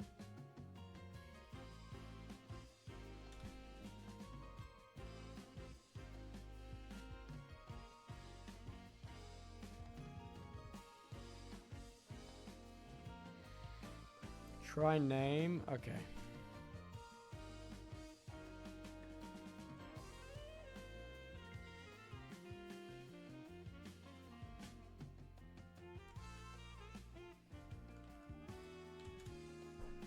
Yeah, the website exists.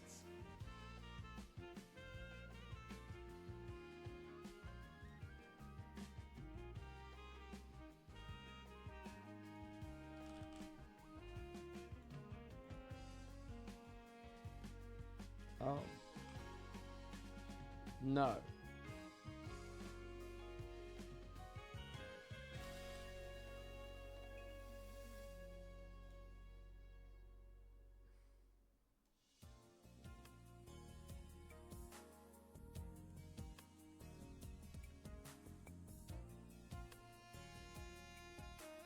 Try admin on the app.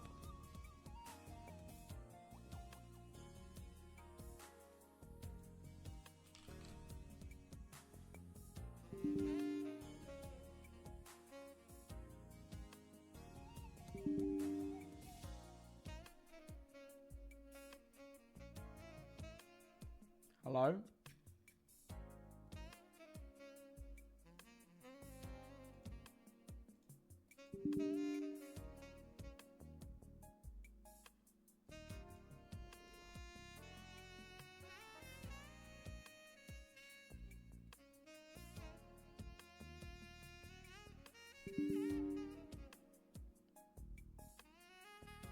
Well, now nothing's printing in the console again.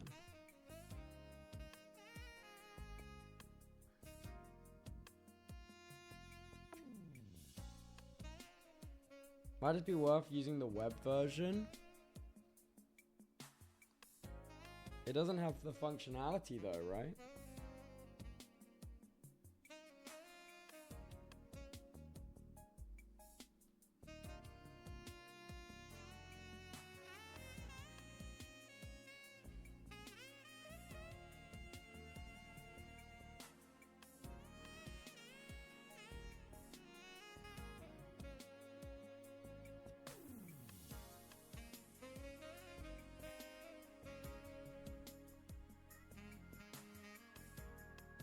It does say server type remote now.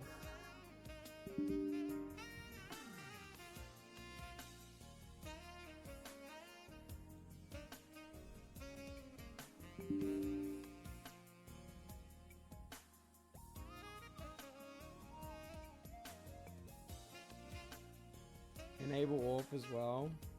Okay.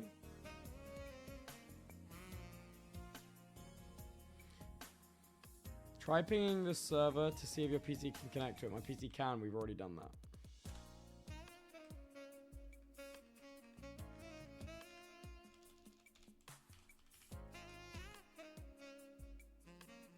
Wait.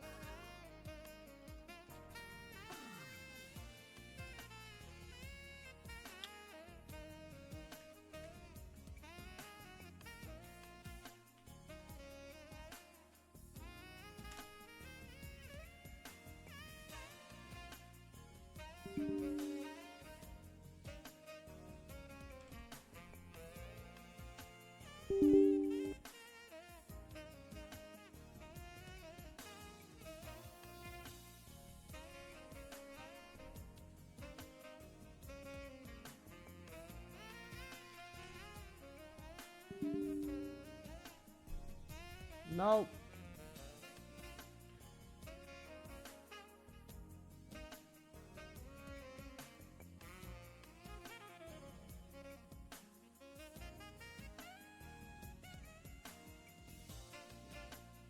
Something's logging in the console.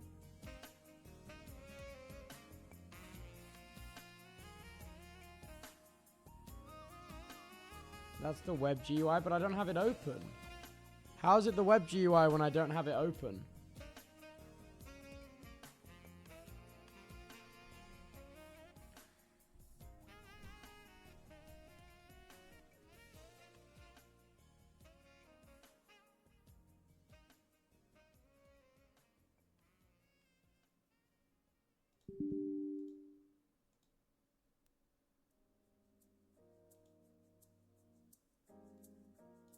Wait, isn't that the wrong auth detail? Shouldn't I be using username, admin, password, admin? Oh, wait. I know why it's doing that.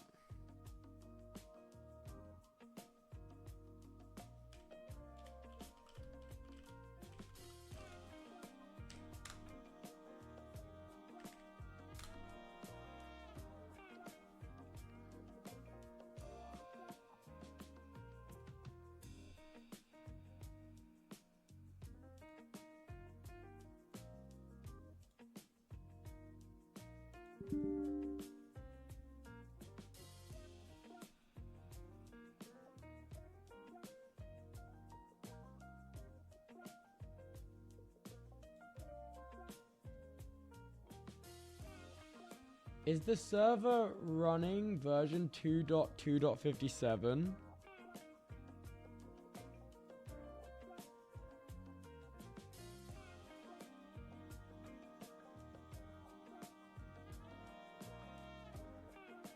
Should be 3+.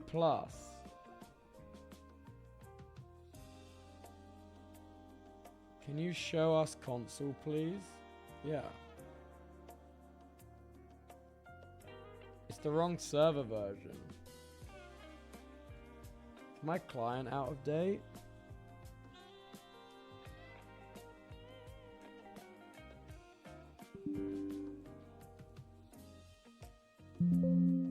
No, it's up to date.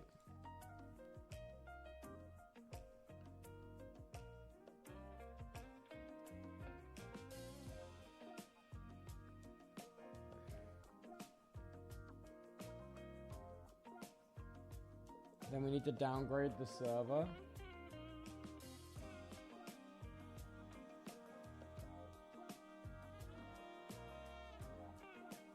New client? Oh my god, there's a new client. Oh my god. Oh my god, the client's out of date.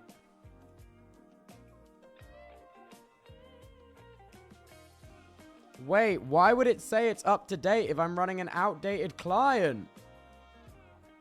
You're joking. You're joking. You're joking. It says retrying connection to controller. It's stuck on waiting for controller.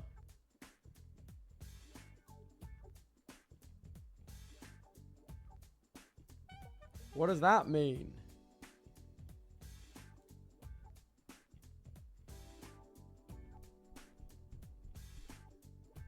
It's not connecting to the controller, guys. It just says waiting for controller.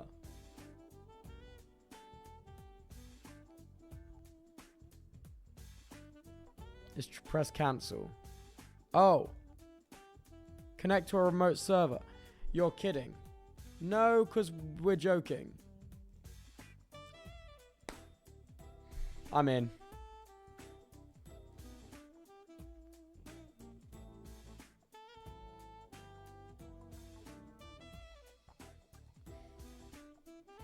Alright, let's start that in a screen then.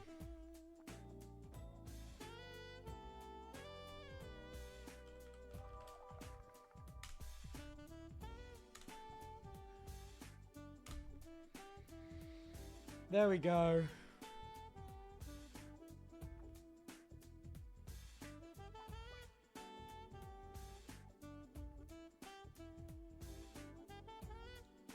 Am I not connected?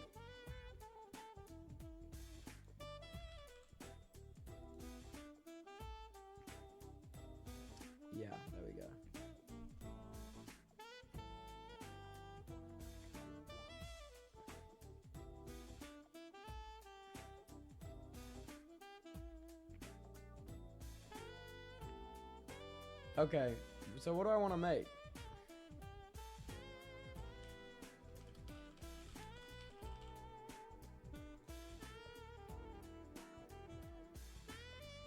So I made a project.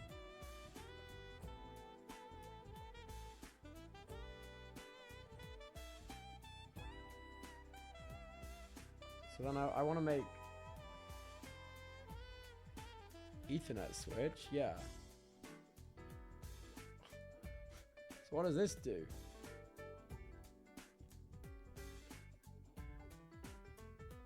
So yeah, I got a couple Ethernet switches.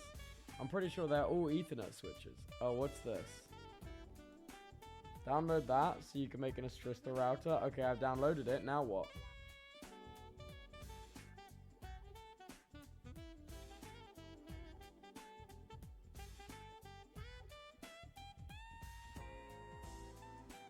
File. Oh, file. Okay. Import appliance.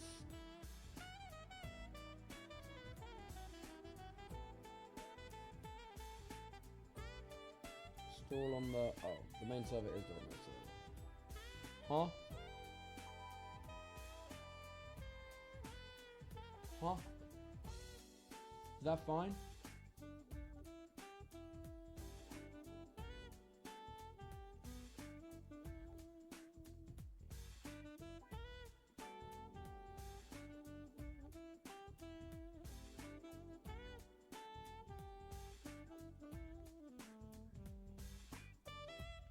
Now click About VOS Serial. Wait, what?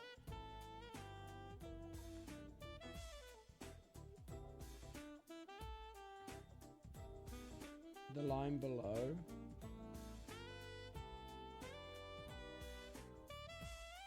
Oh.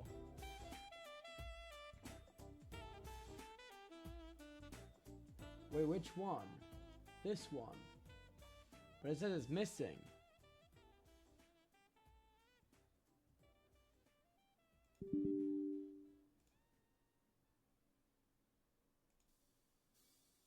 Oh, I have to press download.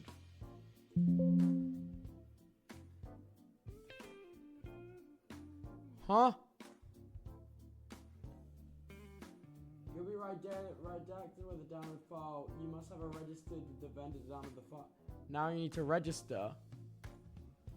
Okay.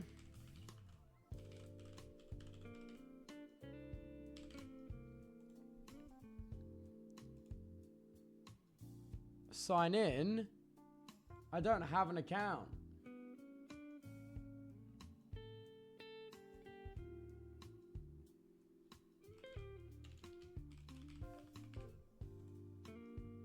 I don't have an account. Oh, register. Need a user account.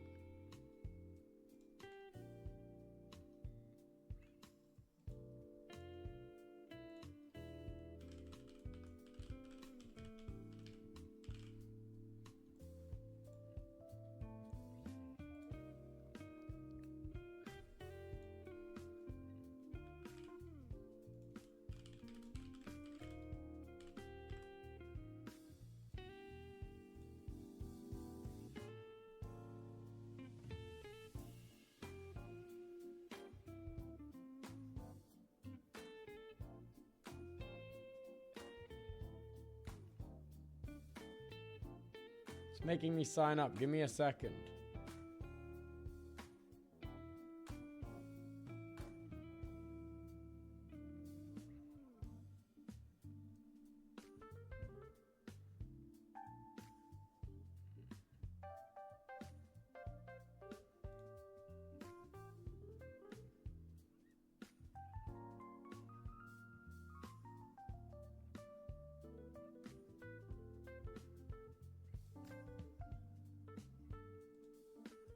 Select industry.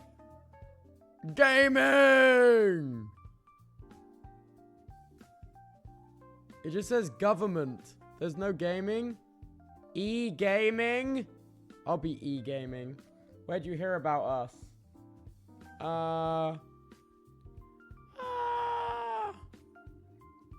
Vendor website. Sure. Why are all of these required fields?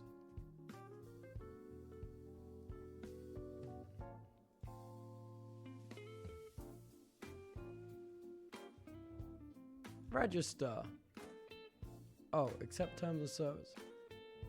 Oh, click on the agreement. Oh my god. Accept. Register. Select user role. Guest. Fucking hell!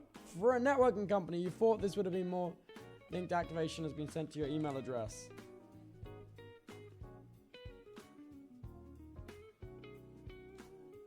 Verify. You need to log in 5 minutes after your account. Okay, right.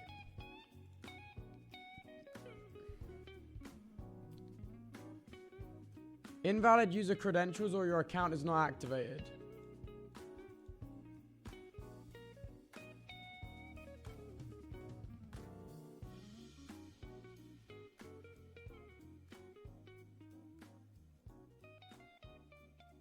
Your account is already active. You can now log in with the username and password you made during registration. Can I though? I'm in. I needed to clear my browser. Okay, cool. Now I want to click this and I want to click download. Okay. Right. Accept license agreement. What do I want here? Which lab? Oh, VOS. VOS. There we go. Oh my god, which one? This is 435. 435. Oh my god. Well, this is just a bunch of files.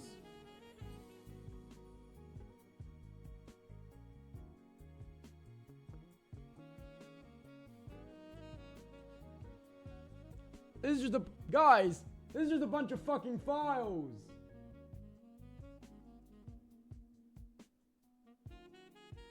Oh.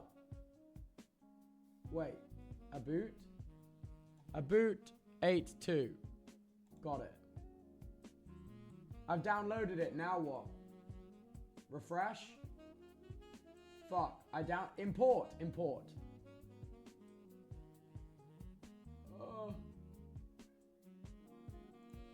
App for a boot. Open. Yes. Have I done it?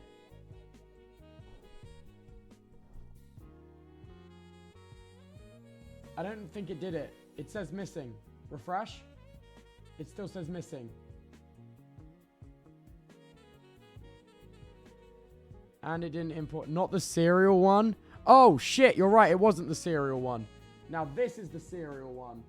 Import. A boot serial.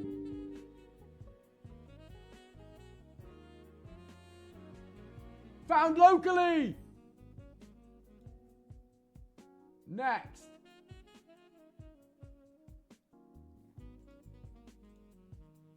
Now what?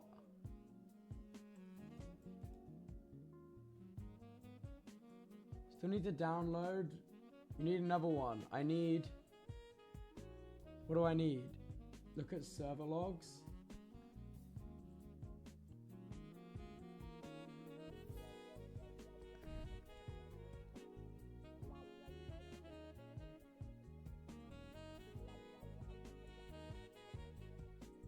Whatever extension that may be. Where do I get that?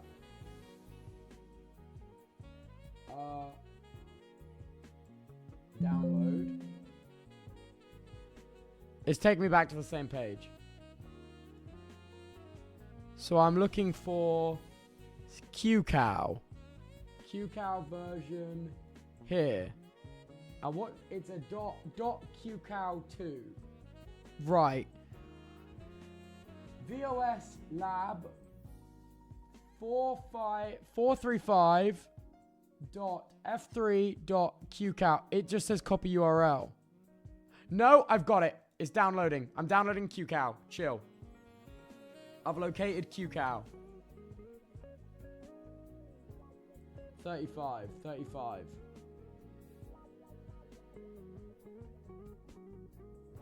Fuck. No, that was wrong. Fuck. I've installed the wrong thing. Fuck. Reverse. It's VOS 64 Lab. QCow. VOS 64. Bro. Okay, stop.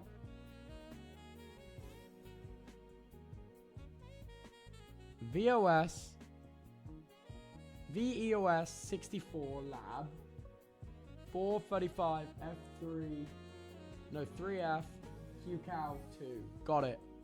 I got the real one this time. Don't worry.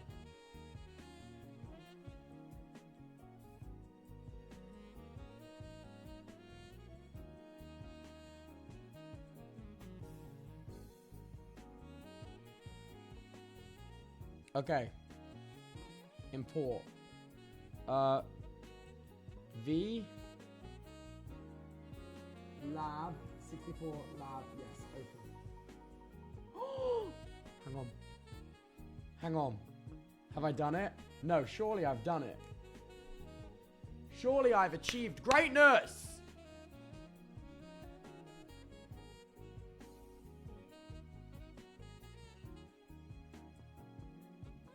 What's happening?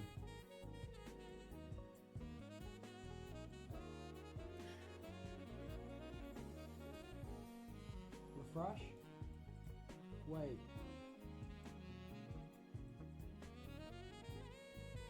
I'm still missing shit. Or do I only want to install that one?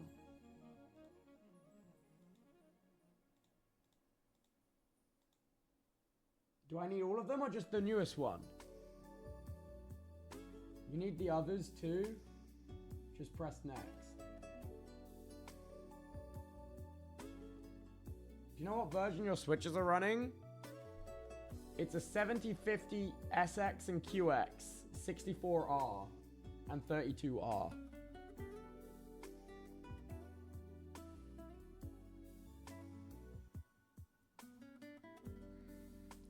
But what VOS version is it running? No, VOS is running on the router. No, but you can upgrade them.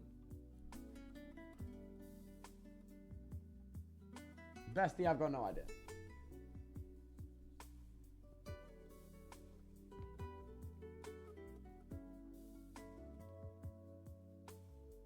Oh wait, never mind, you don't need all of them, the others are right.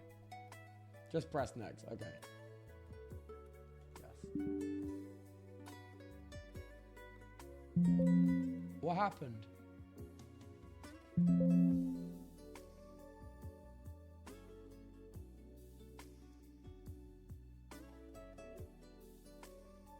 It's that one that failed to upload. Import. Let me try again then. What was it called? Aboot. Aboot serial. No, it says no.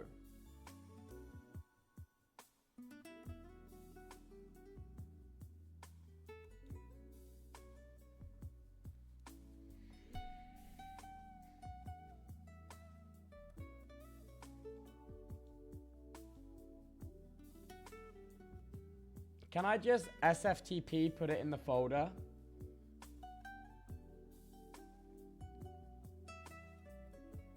What directory is this going into? It's going into this directory. Wait, is it?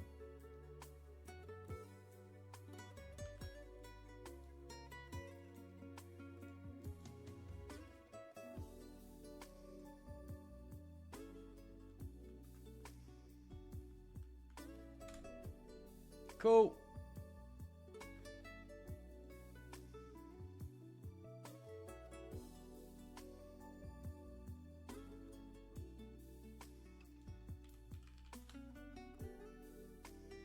Cool.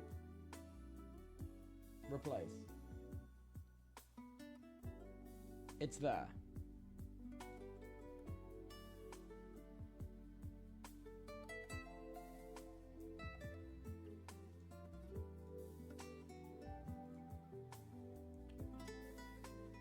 Now it's only found locally again.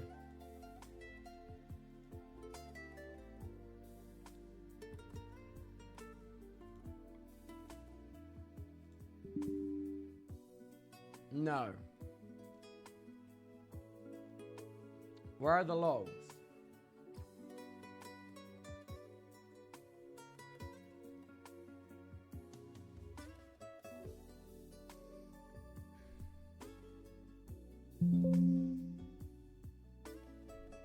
Controller database error.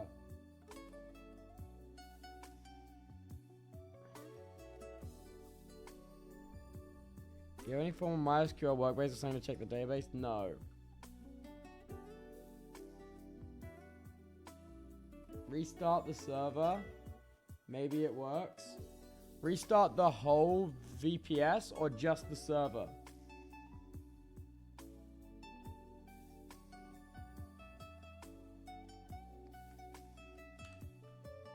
Okay, let's try restart it then. I'm gonna let it shut down normally. I'm not gonna kill it.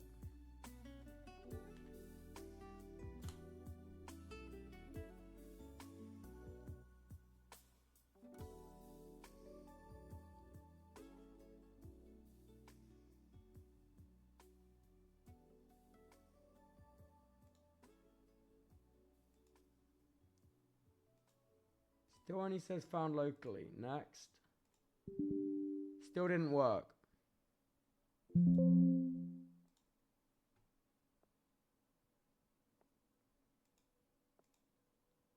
Wait, they're both only found locally now.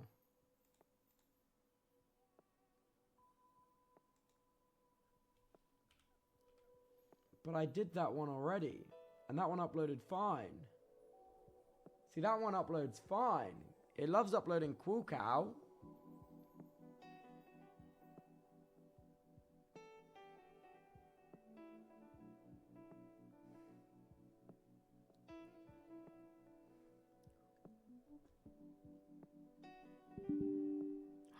Wait, no, now it won't. Tubbo, can we stop the server and delete the database to fix the database issue? Please make a copy before deleting it just in case. Nah, we'll just delete it.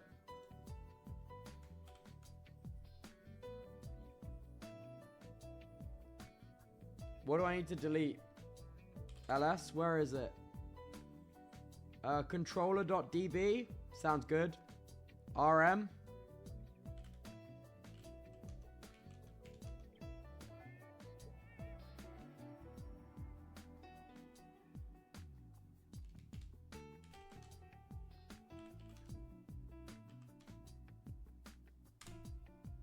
All right, let's try again.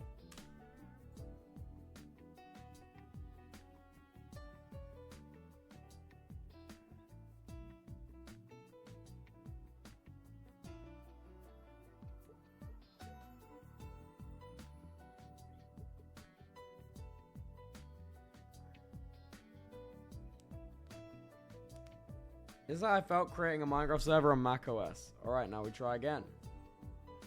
Oh no.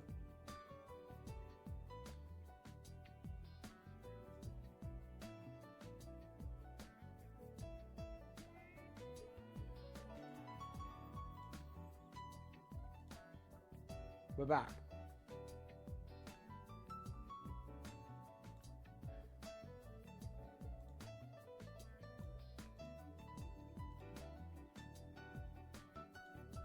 Ready to install. Next. Yes.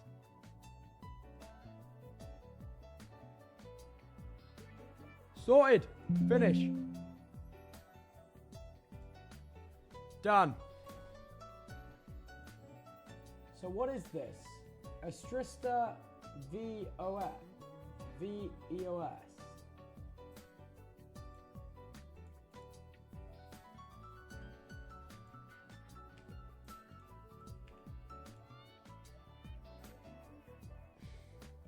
Bring it on the canvas. Okay. So what is this supposed to be now? Then right click it and click start.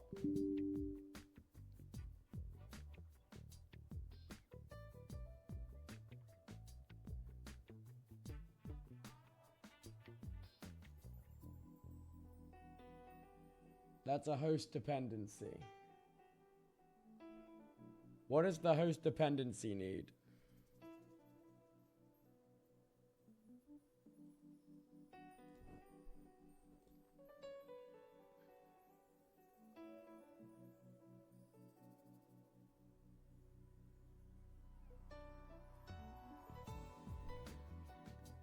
It's listed here.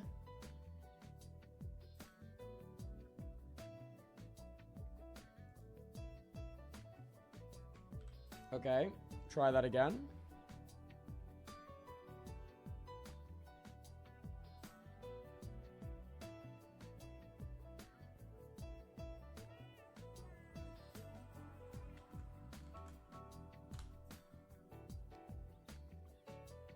Unable to locate those packages. Under PYP? Oh, okay.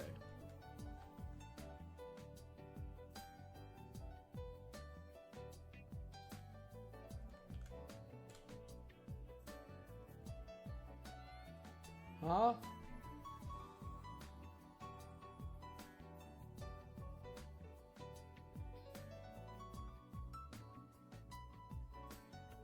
What?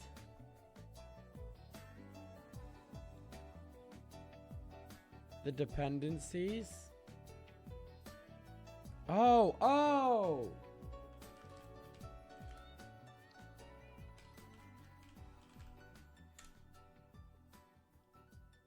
Oh.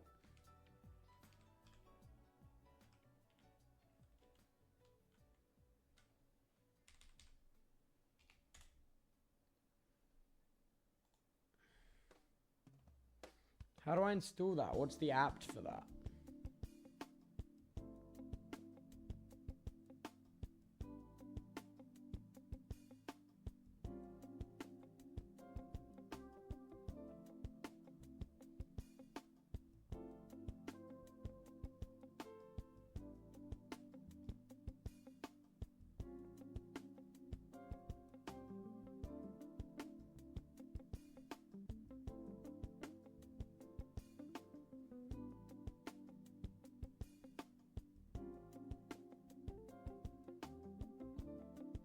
Hang on, I'll paste bin it. Okay, thank you.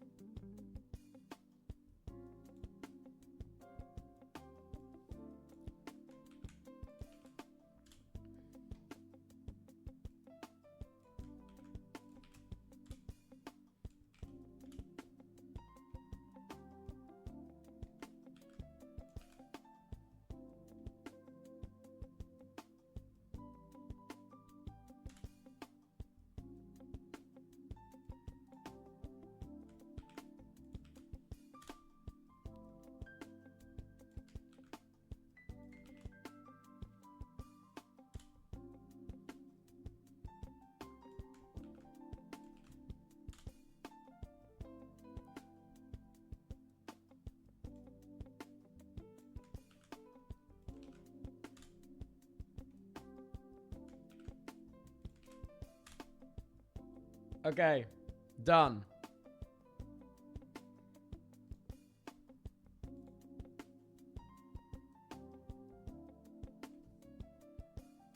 And then I start the server again.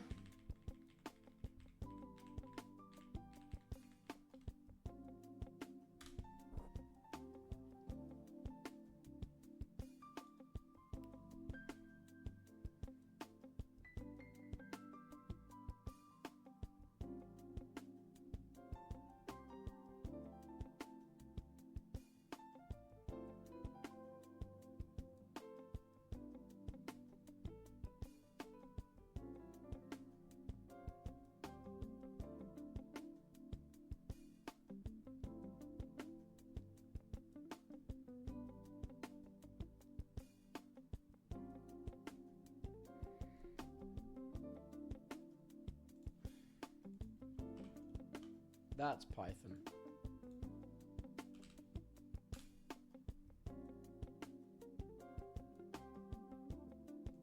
Wait, did I not already have a project?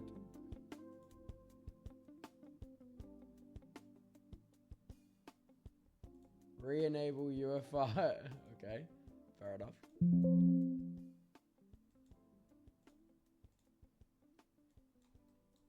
Re-enable UFW. Oh god. Fair enough. Right click. Start.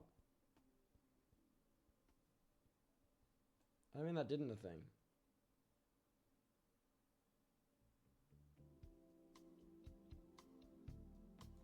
Then open the console. I've got to open here. Oh, right click and console. Oh, sorry.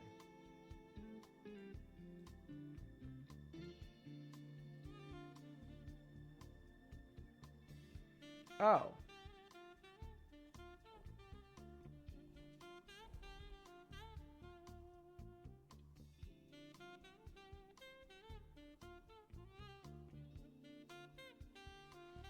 So what is this?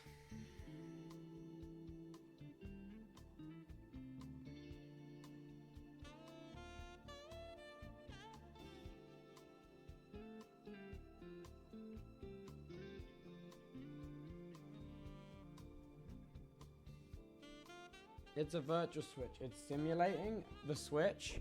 Well, how do I set it to the exact model of mine?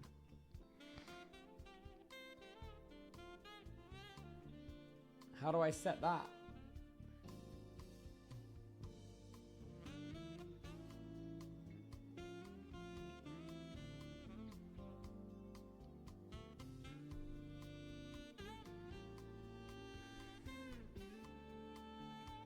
Yeah.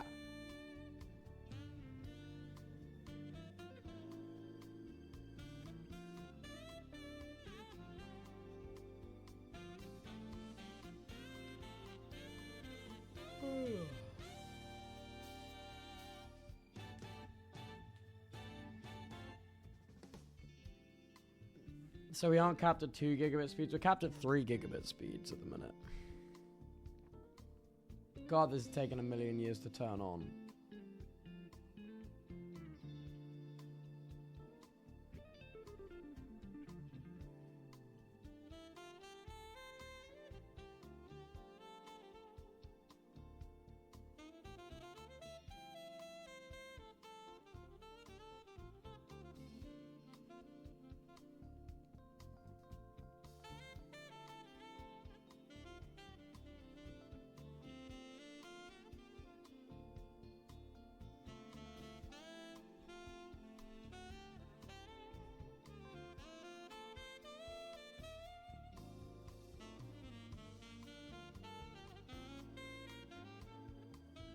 Feedback copying isn't hard. It's maybe more for testing than new complex. Not a direct copy, yeah.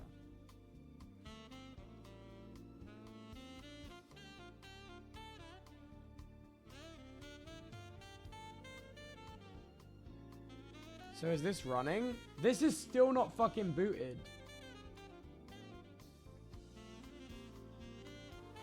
Holy shit. It's booted. Just press enter. Oh. Okay. So, first of all, I want to disable zero-touch provisioning. And the command for that would be Mine. And also, I want to enable SSH on the management port. That would be my first step, right?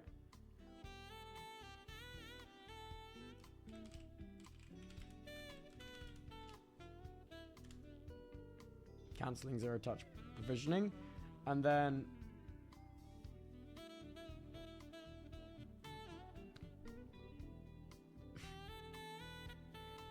it rebooted.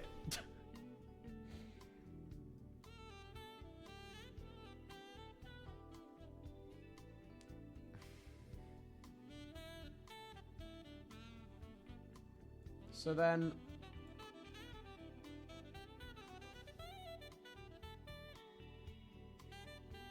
then if I want to add,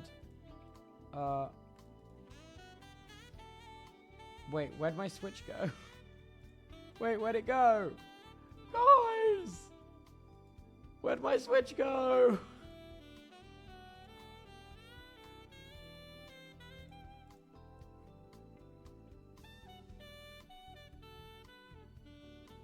Guys?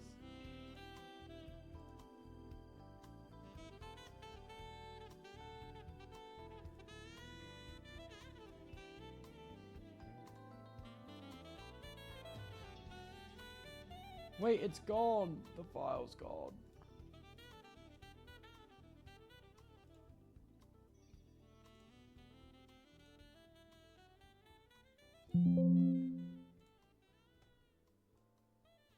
Can that save?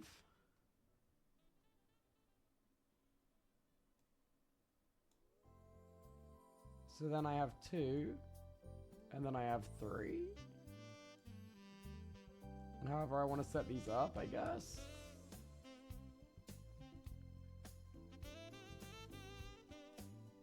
And now it's back.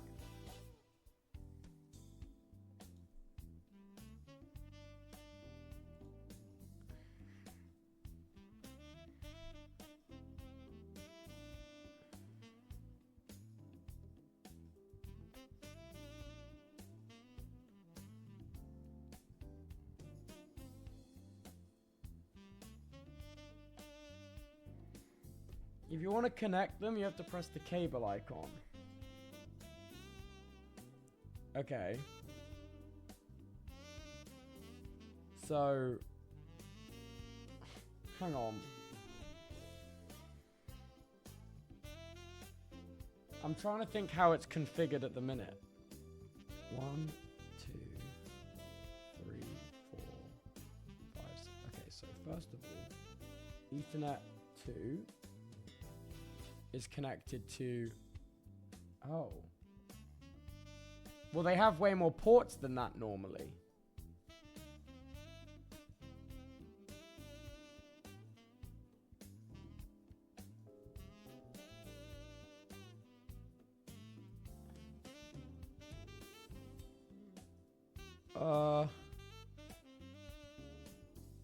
Well, I guess we'll just do 12.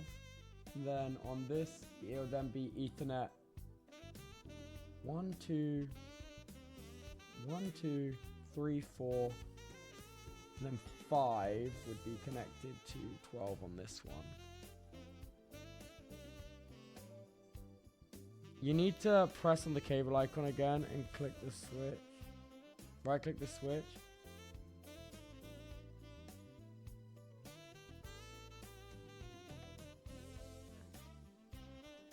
He just kills BGP peering to the UK. So then I need a router. I don't even have a router. I don't even have a single router. How do I add VOS to this? Can you add VOS?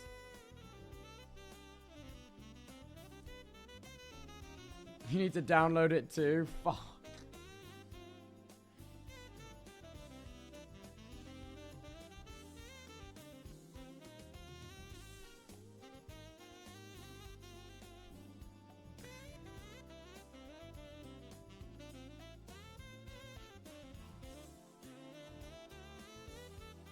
But to test for this, we don't need a router, no. Well, that's where the current GRE tunnel terminates, on the router.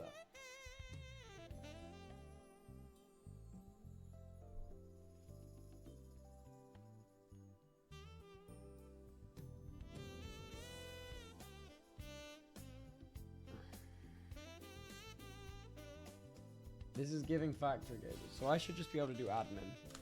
Yeah. So can I do, what's it, if face, I face, list, fuck, what is it? Oh, edit. No, fuck.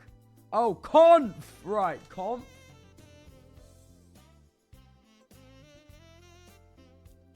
Am I stupid? Oh, enable. N conf show interfaces. Huh.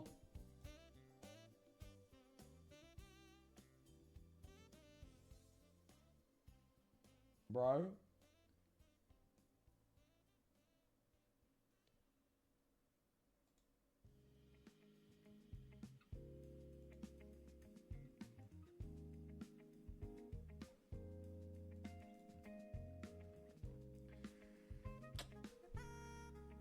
there a simplified view of this?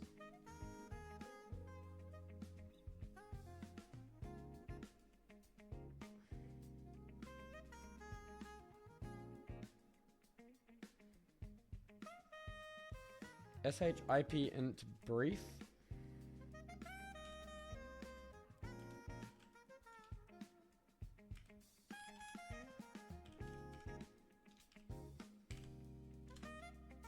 Invalid input.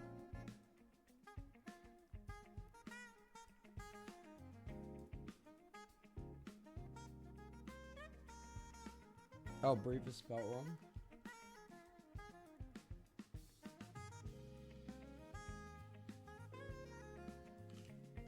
That's what I've done.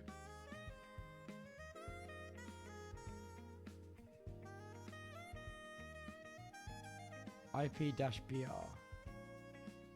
I before E, sorry. Ah, management unassigned down. I before E except after C. I never got that. That never made sense to me in school.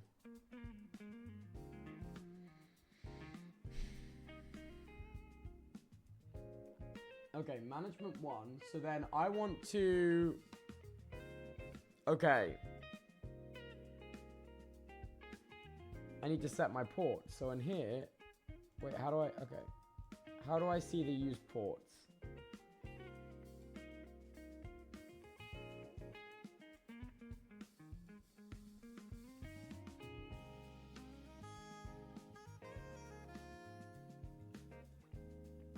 Okay. Okay.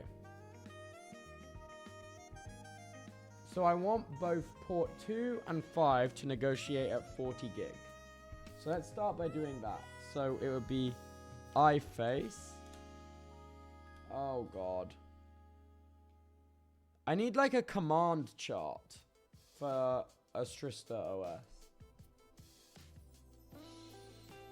Or Arista OS.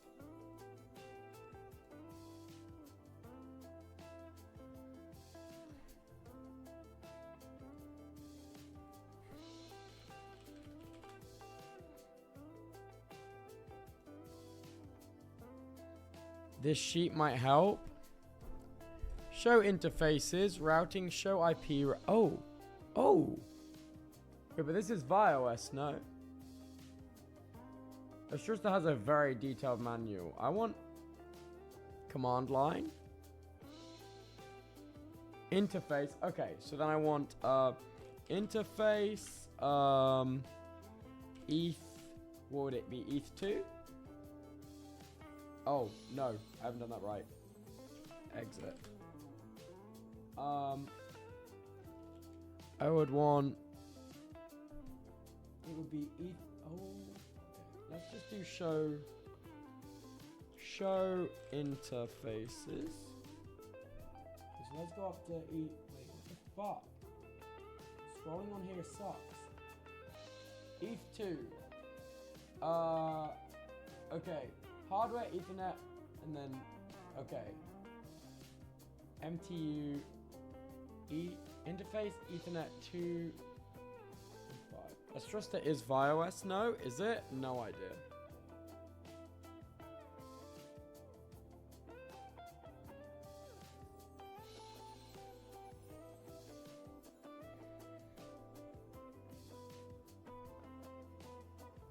Config terminal, interface, Ethernet 2:5. Okay.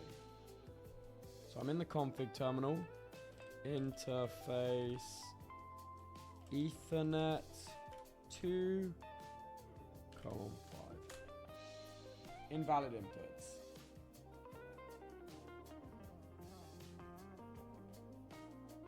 So I think it's interface Ethernet 2. Invalid input. Okay. Where's that interface one?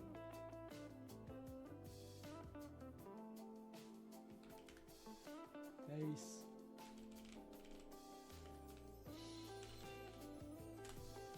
Okay, I'm in the config for interface. Let's now have a look. So, okay. Switch port access VLAN. Okay. I can do this. So we want to make these trunk ports, don't we? We want to make these trunk ports to start with, because this is the spine switch. So these will trunk every VLAN from the leaf switches. Wait, no, is that right? Because the VXLAN needs a layer 2 VLAN to coordinate to the VNI, correct? Bear in mind, I literally learnt this last night.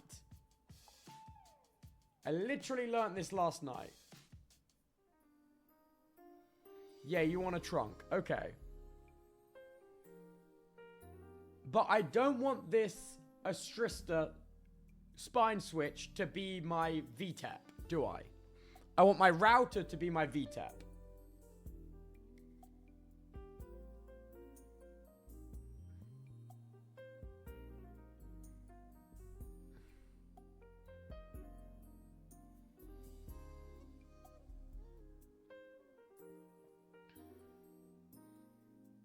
Okay. Commands and their syntaxes. I'm looking for... Sorry, I'm scrolling through the manual.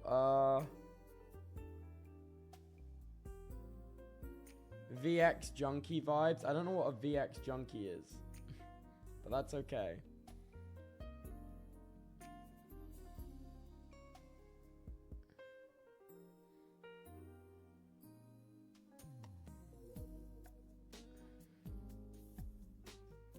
You could have the switch as the VTEP or the router. I don't know how that would work. The switch would be faster, I think. But then, if I have the switch be the VTEP, do the nodes still get public IP address?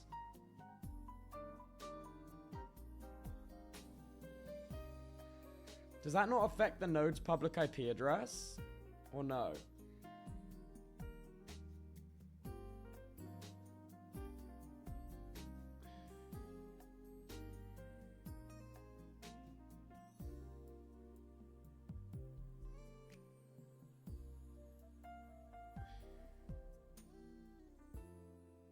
I don't think so.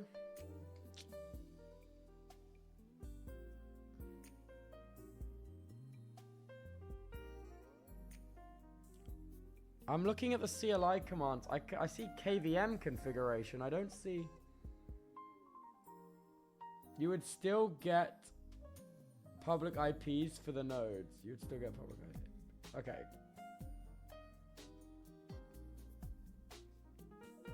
Okay. Configuring virtual machine, switch platforms. Bro, this documentation has nothing about what to do once you're in the config. Personally, I haven't worked with VXLAN, so good luck with that. Great. No one has. Viewing modules, 5000 and E-series? No, I want 7050. This manual's detailed, but not helping me. You want to set up VLANs? No, first of all, I want to establish a link between these two switches. That's what I want to check first of all. That's what I want to do first of all.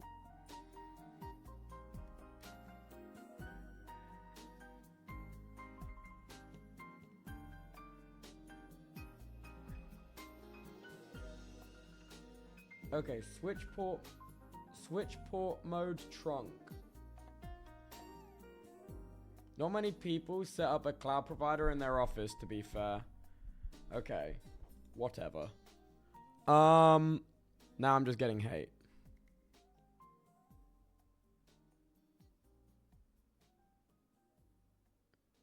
Yeah, VXLANs are a complicated solution and might end up being wind up being over-engineered in this solution case. I don't think it is over-engineered though, because the use case exactly mirrors the example use case.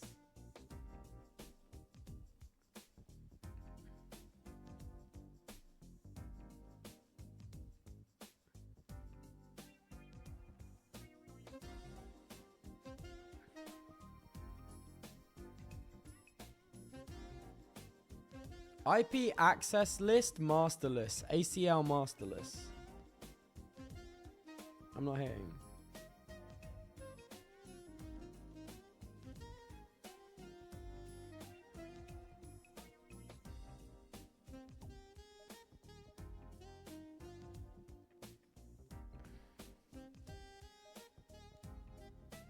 So layer 2 switching is done purely with MAC addresses, correct?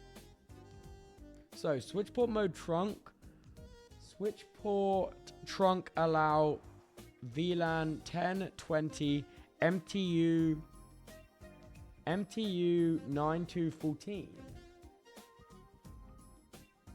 Okay.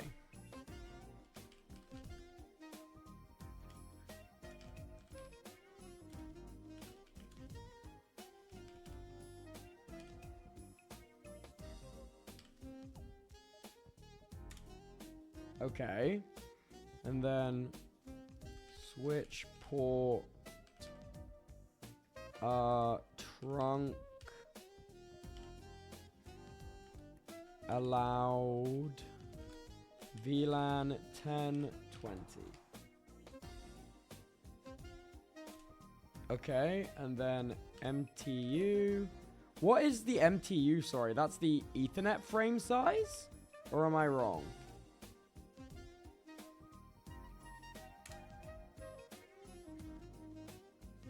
Then exit. Write memory. Okay. Depends on the context, but that would be the layer 2 MTU. MTU is the size. Right. The size of the frame. The max packet size. Got it. Okay.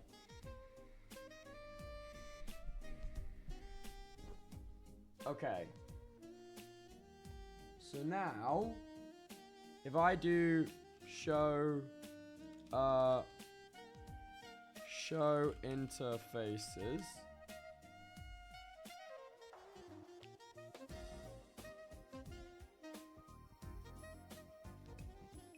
so two, it's still set to 1 gigabit. Oh, Ethernet 2 is up, line protocol is up, connected. Yeah, MTU, it doesn't say anything about its allowed VLANs though. Can you make this bigger? Can you, because this console fucking sucks to read.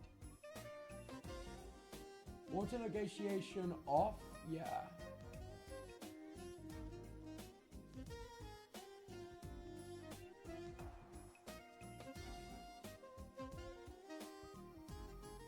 Five is up, connected.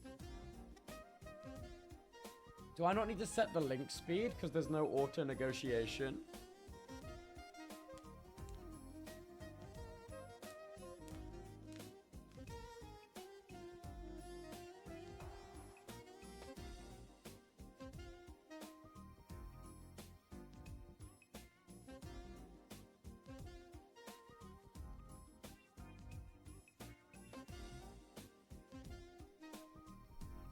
So I guess I should start this now, and this.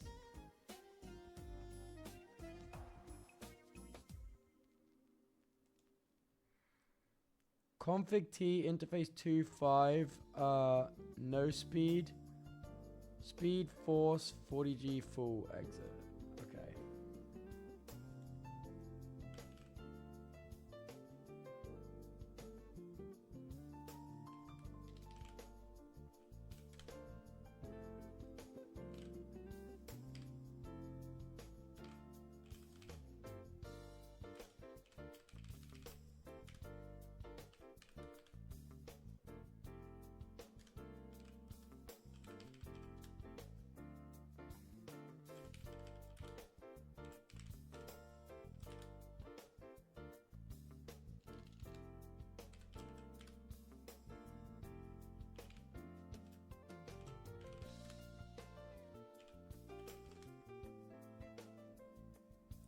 How do I write the changes?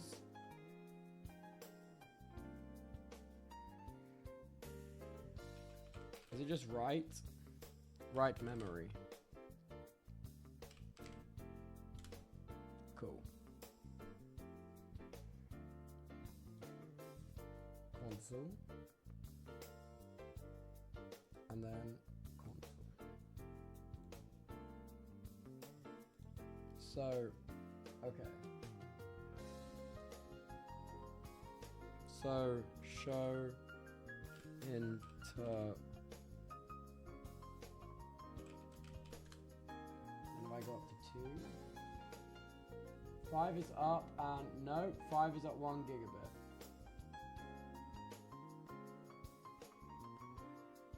They're both at full duplex 1 gigabit. Negotiation off.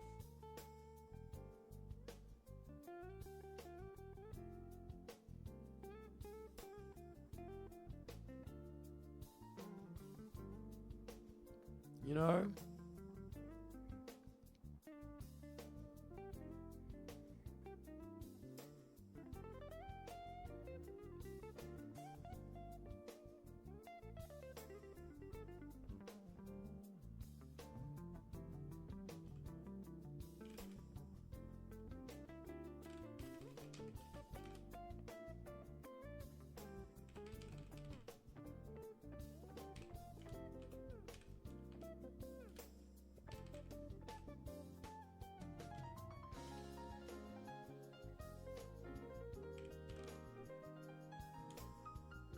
I didn't do anything.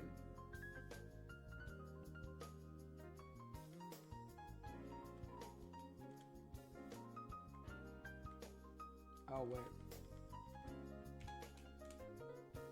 No, it's not cap sensitive.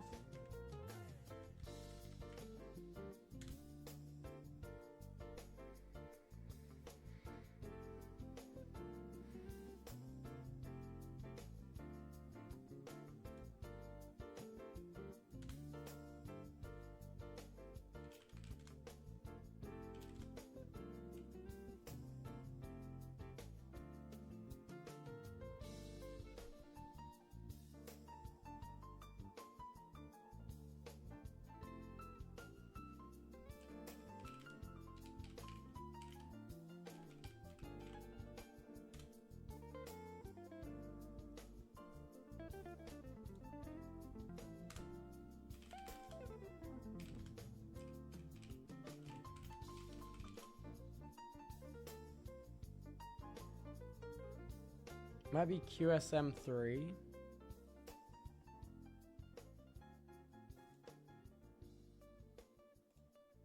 It should be a do show while config mode.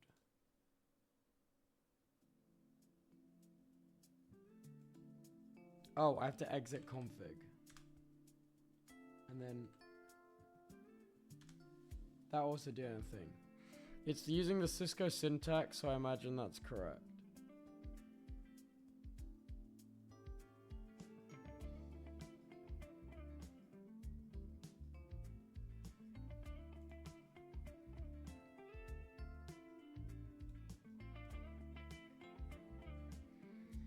So in real life, you have to do this bullshit with console cables. Can you believe that?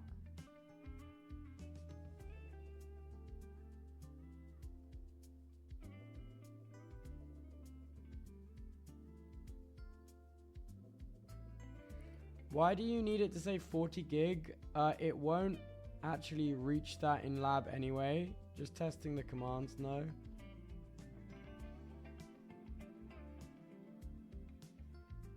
It's not that bad. I've got a lab at home with them.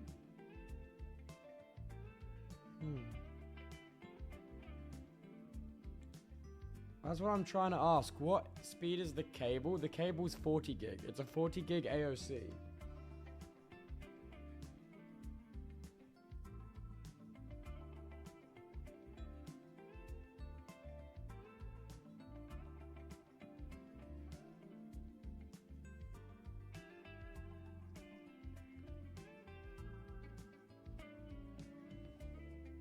Okay. T interface Ethernet 2.5 bandwidth 4000000.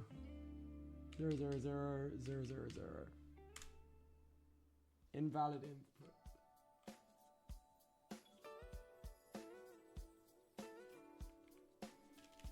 Is it not just 40G? Invalid input.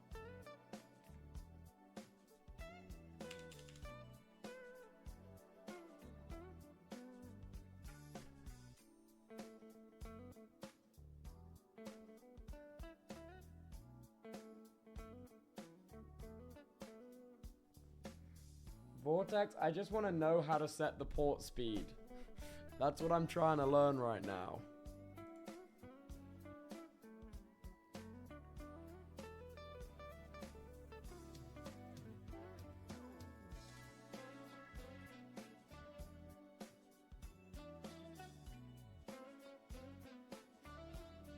In a real scenario, it should just detect 40 gig, but it doesn't normally because they're breakout ports. So it detects as 4 10 gigabit links, not one 40 gigabit link.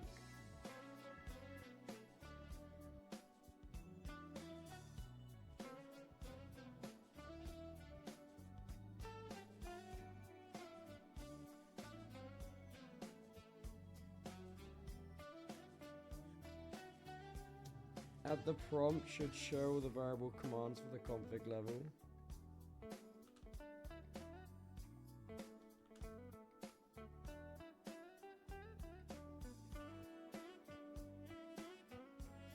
Guaranteed not supported on this subweb bandwidth. What?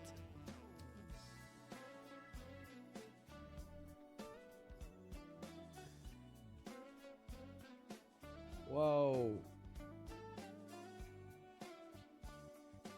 BGP?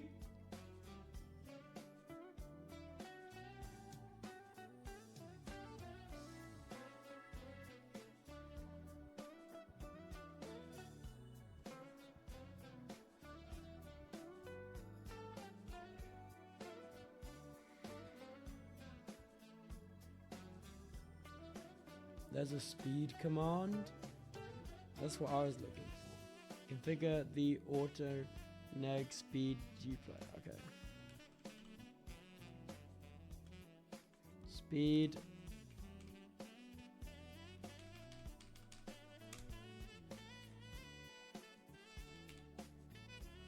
I need a breakout of these commands. The Arista manual is not helping, actually. Can you believe that?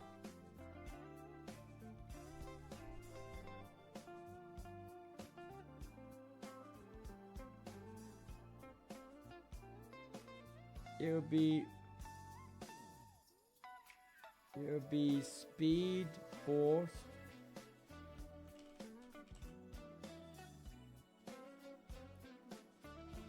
4x 10 gig full for the breakout, but it can also just be 40G full.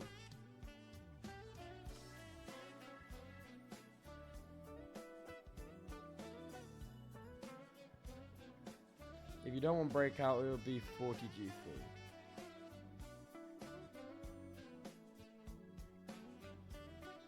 full. Okay, so then I can exit that and then save memory.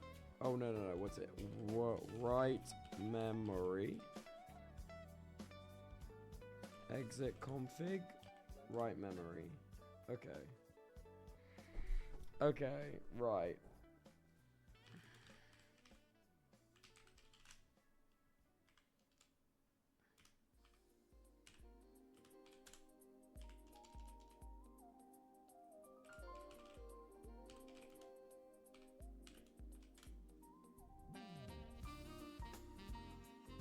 Yes, wait, oh, it's doing it now. Now it's saying 40 gig. Okay. Okay. Cool.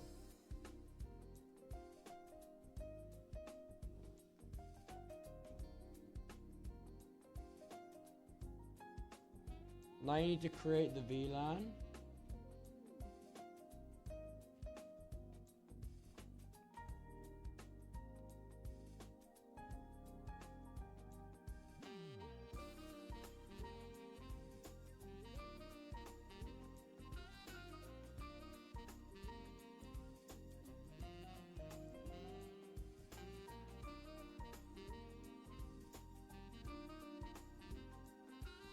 Is your current network broken out by VLAN or just one big old broadcast domain? It's broken out into VLANs, yeah, because there's public hosting, which is isolated. There's ingress from ONT to router, and then there is some customers that own 2 boxes which are VLAN together, and like some shit like that.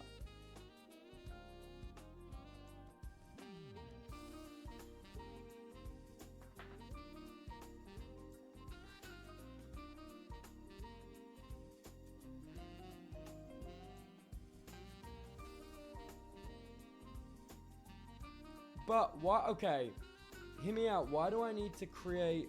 God, it's hard to write commands on this. Give me a minute. Why do I need to create a VLAN on the switches? What does that do? Surely I want the switches to accept every single VLAN, right?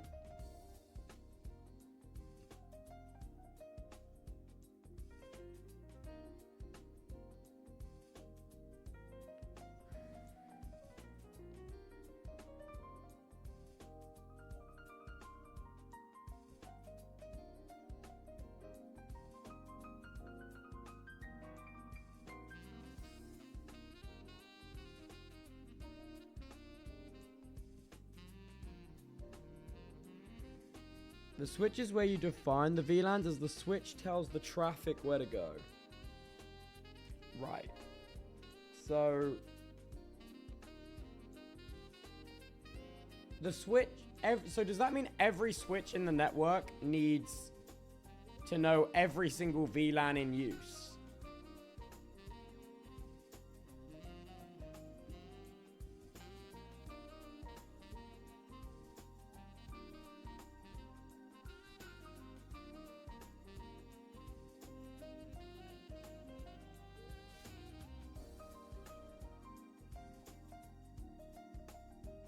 No, due to VXLAN.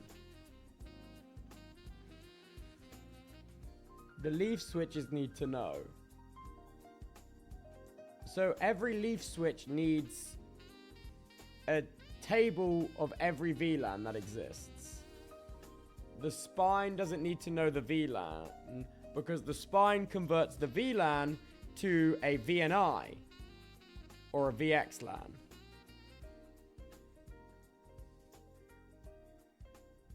But what if the spine doesn't convert?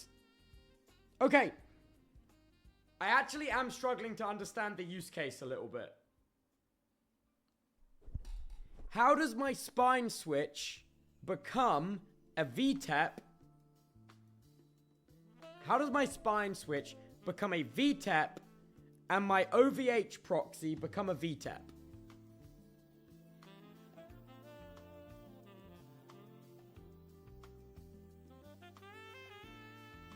What? Like, I don't have a spine switcher OVH. I have a dedicated box. How does that dedicated box become a VTEP that communicates with my spine switch VTEP? Right?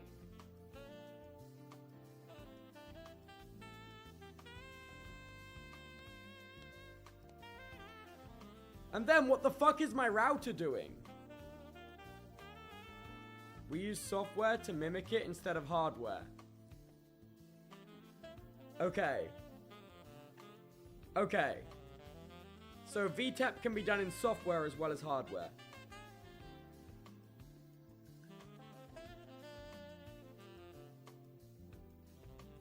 Right.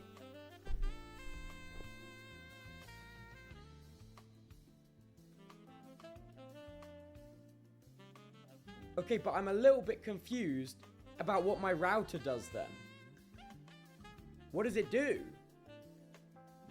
Like, can it then no longer see any of the traffic? Because it's tunneled?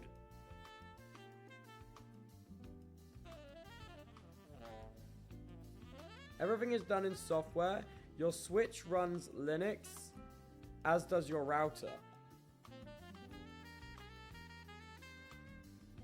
Right. Right, no. But don't understand how the traffic... The router is just the gatekeeper, it handles the tunnel. Okay. Right. So, is every VNI a different tunnel? Switch doesn't understand firewalls, etc. I see. Is every VNI its own tunnel?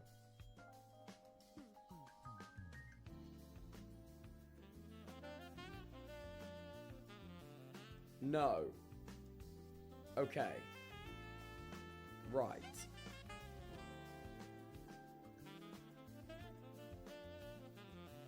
So then how... So the tunnel is hosted on the router. And the tunnel endpoint is hosted at OVH. Does that not make my VTEPs, my router, and my OVH box?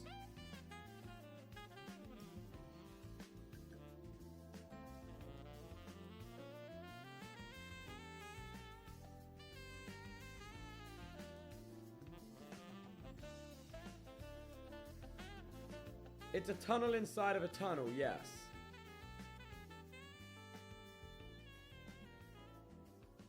What? Okay, what I'm struggling to understand is how do we establish that initial connection between my OVH proxy and the router? How is that secure connection established?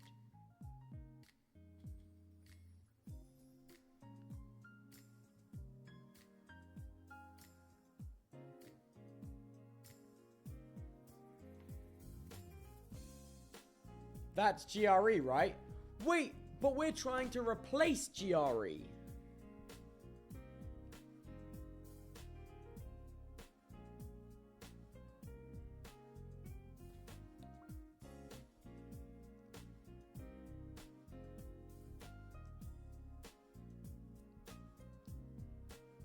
We aren't replacing GRE from OVH to the router, though. We're replacing the inner part of it. Wait, but the inner part of it's not the issue. The issue, which is capping the speed, is the GRE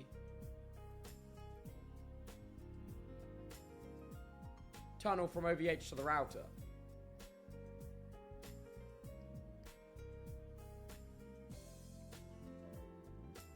Or are you saying, oh my god, you're saying by using VXLAN, we can send less frequent, bigger packets to not saturate the core of the GRE tunnel? Is that what we're trying to do?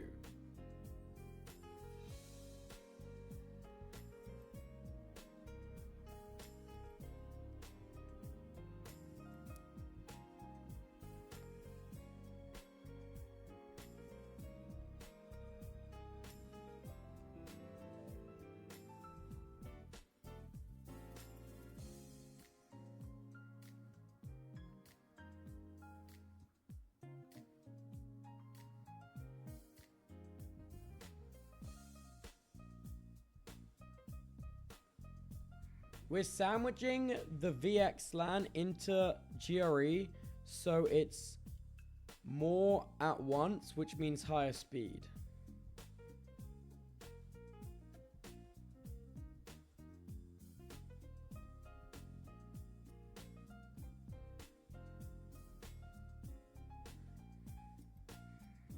Okay.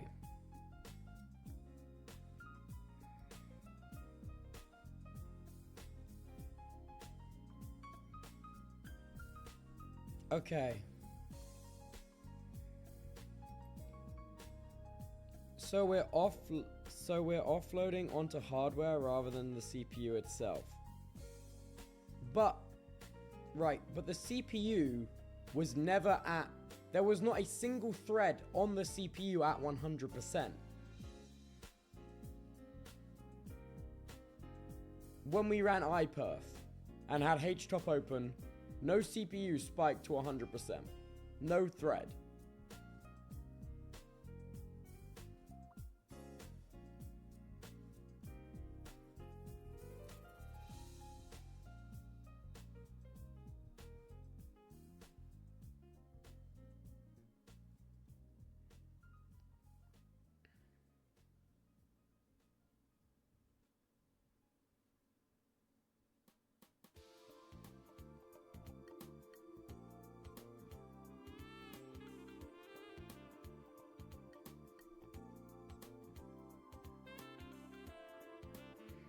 I don't understand.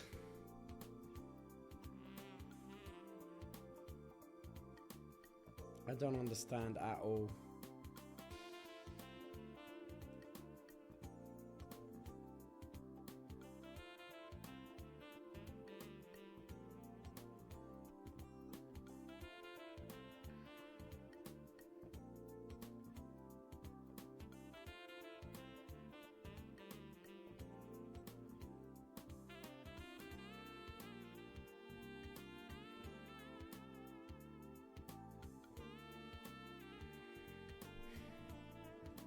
Which is correct. I'm saying that is another thing.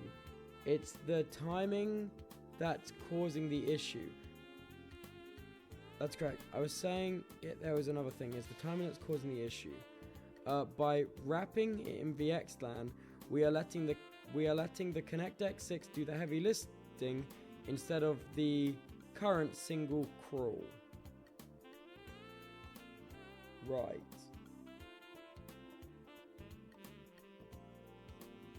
Right, okay. I copy. I feel like I already... We're adding entropy, basically. I don't know what entropy is. I feel like I've already offloaded my packet processing to the 100 gigabit NIC in the router, though. Or can you not terminate GRE on hardware?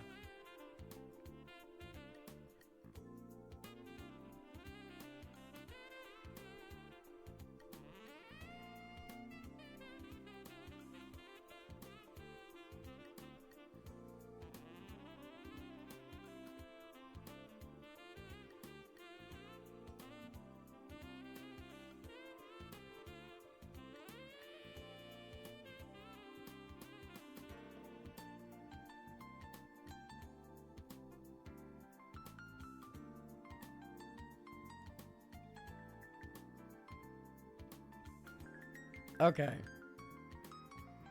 I might have to go to bed soon. So when it goes through the NIC, it has to be seen by the CPU and read. Oh, whereas if it was just VXLAN traffic, it doesn't need to be read by the CPU. Is that what you're saying? When you wrap a packet in GRE, you're essentially putting it back in the envelope with the VLAN. With VXLAN, we're adding the address. Okay.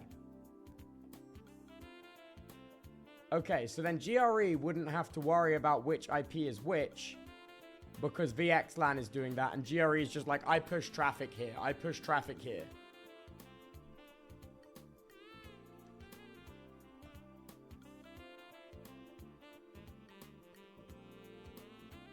ConnectX-6 has a special feature called stateless offloads for encapsulated traffic.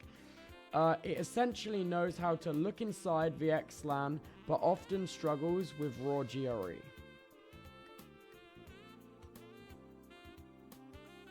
ConnectX 4 and later is supposed to handle GRE offloading.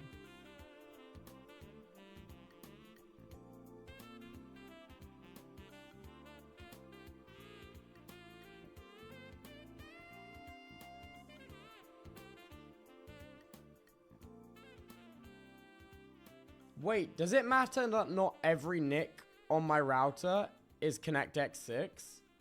Because one of them is just a cheap... We're moving it from Linux kernels to the NIC silicon. But one of my NICs on the router is only a cheap 10 gigabit one.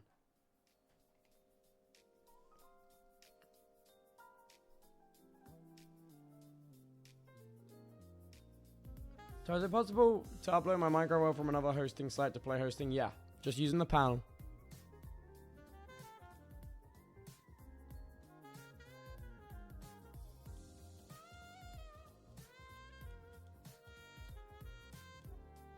It's not a deal breaker. Okay.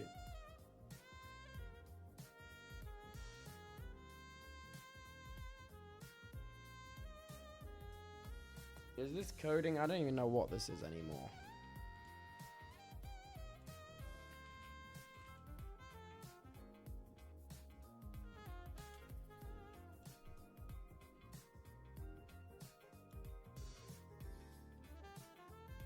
If you imagine the Connect X6 as an automatic car and the cheap one as manual. Right. Okay, right.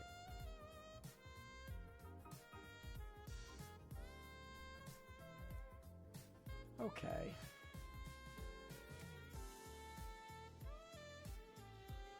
You gotta recap the issue now with this new information and straighten it out and clear on your thoughts. Yeah. X6 will do it for you. Just run the cheap old one as a bit of a push from the CPU. Okay. Okay. Okay. Okay, right. I see.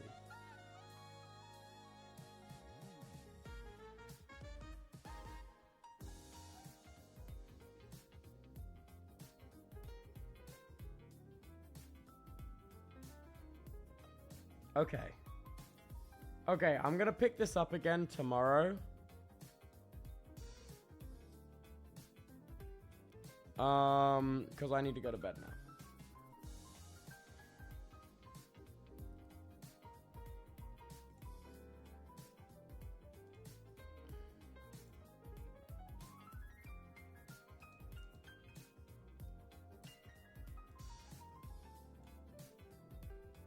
But I can just leave this going now.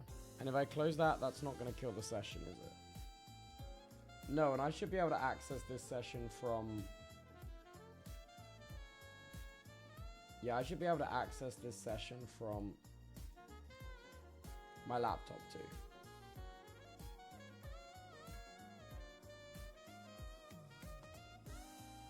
Are you streaming tomorrow? You said you had plans. You can do the trial. Yes, I am streaming. Oh, I'm not streaming Sunday, but I'm streaming Saturday. And then I'm heading home to Bognor after that. Okay. I'll see you guys later. Thank you for the nerd. Okay, bye guys. If you want to try this on your laptop, give it a test. Okay, I'll save that paste bin. Okay, thank you. Okay.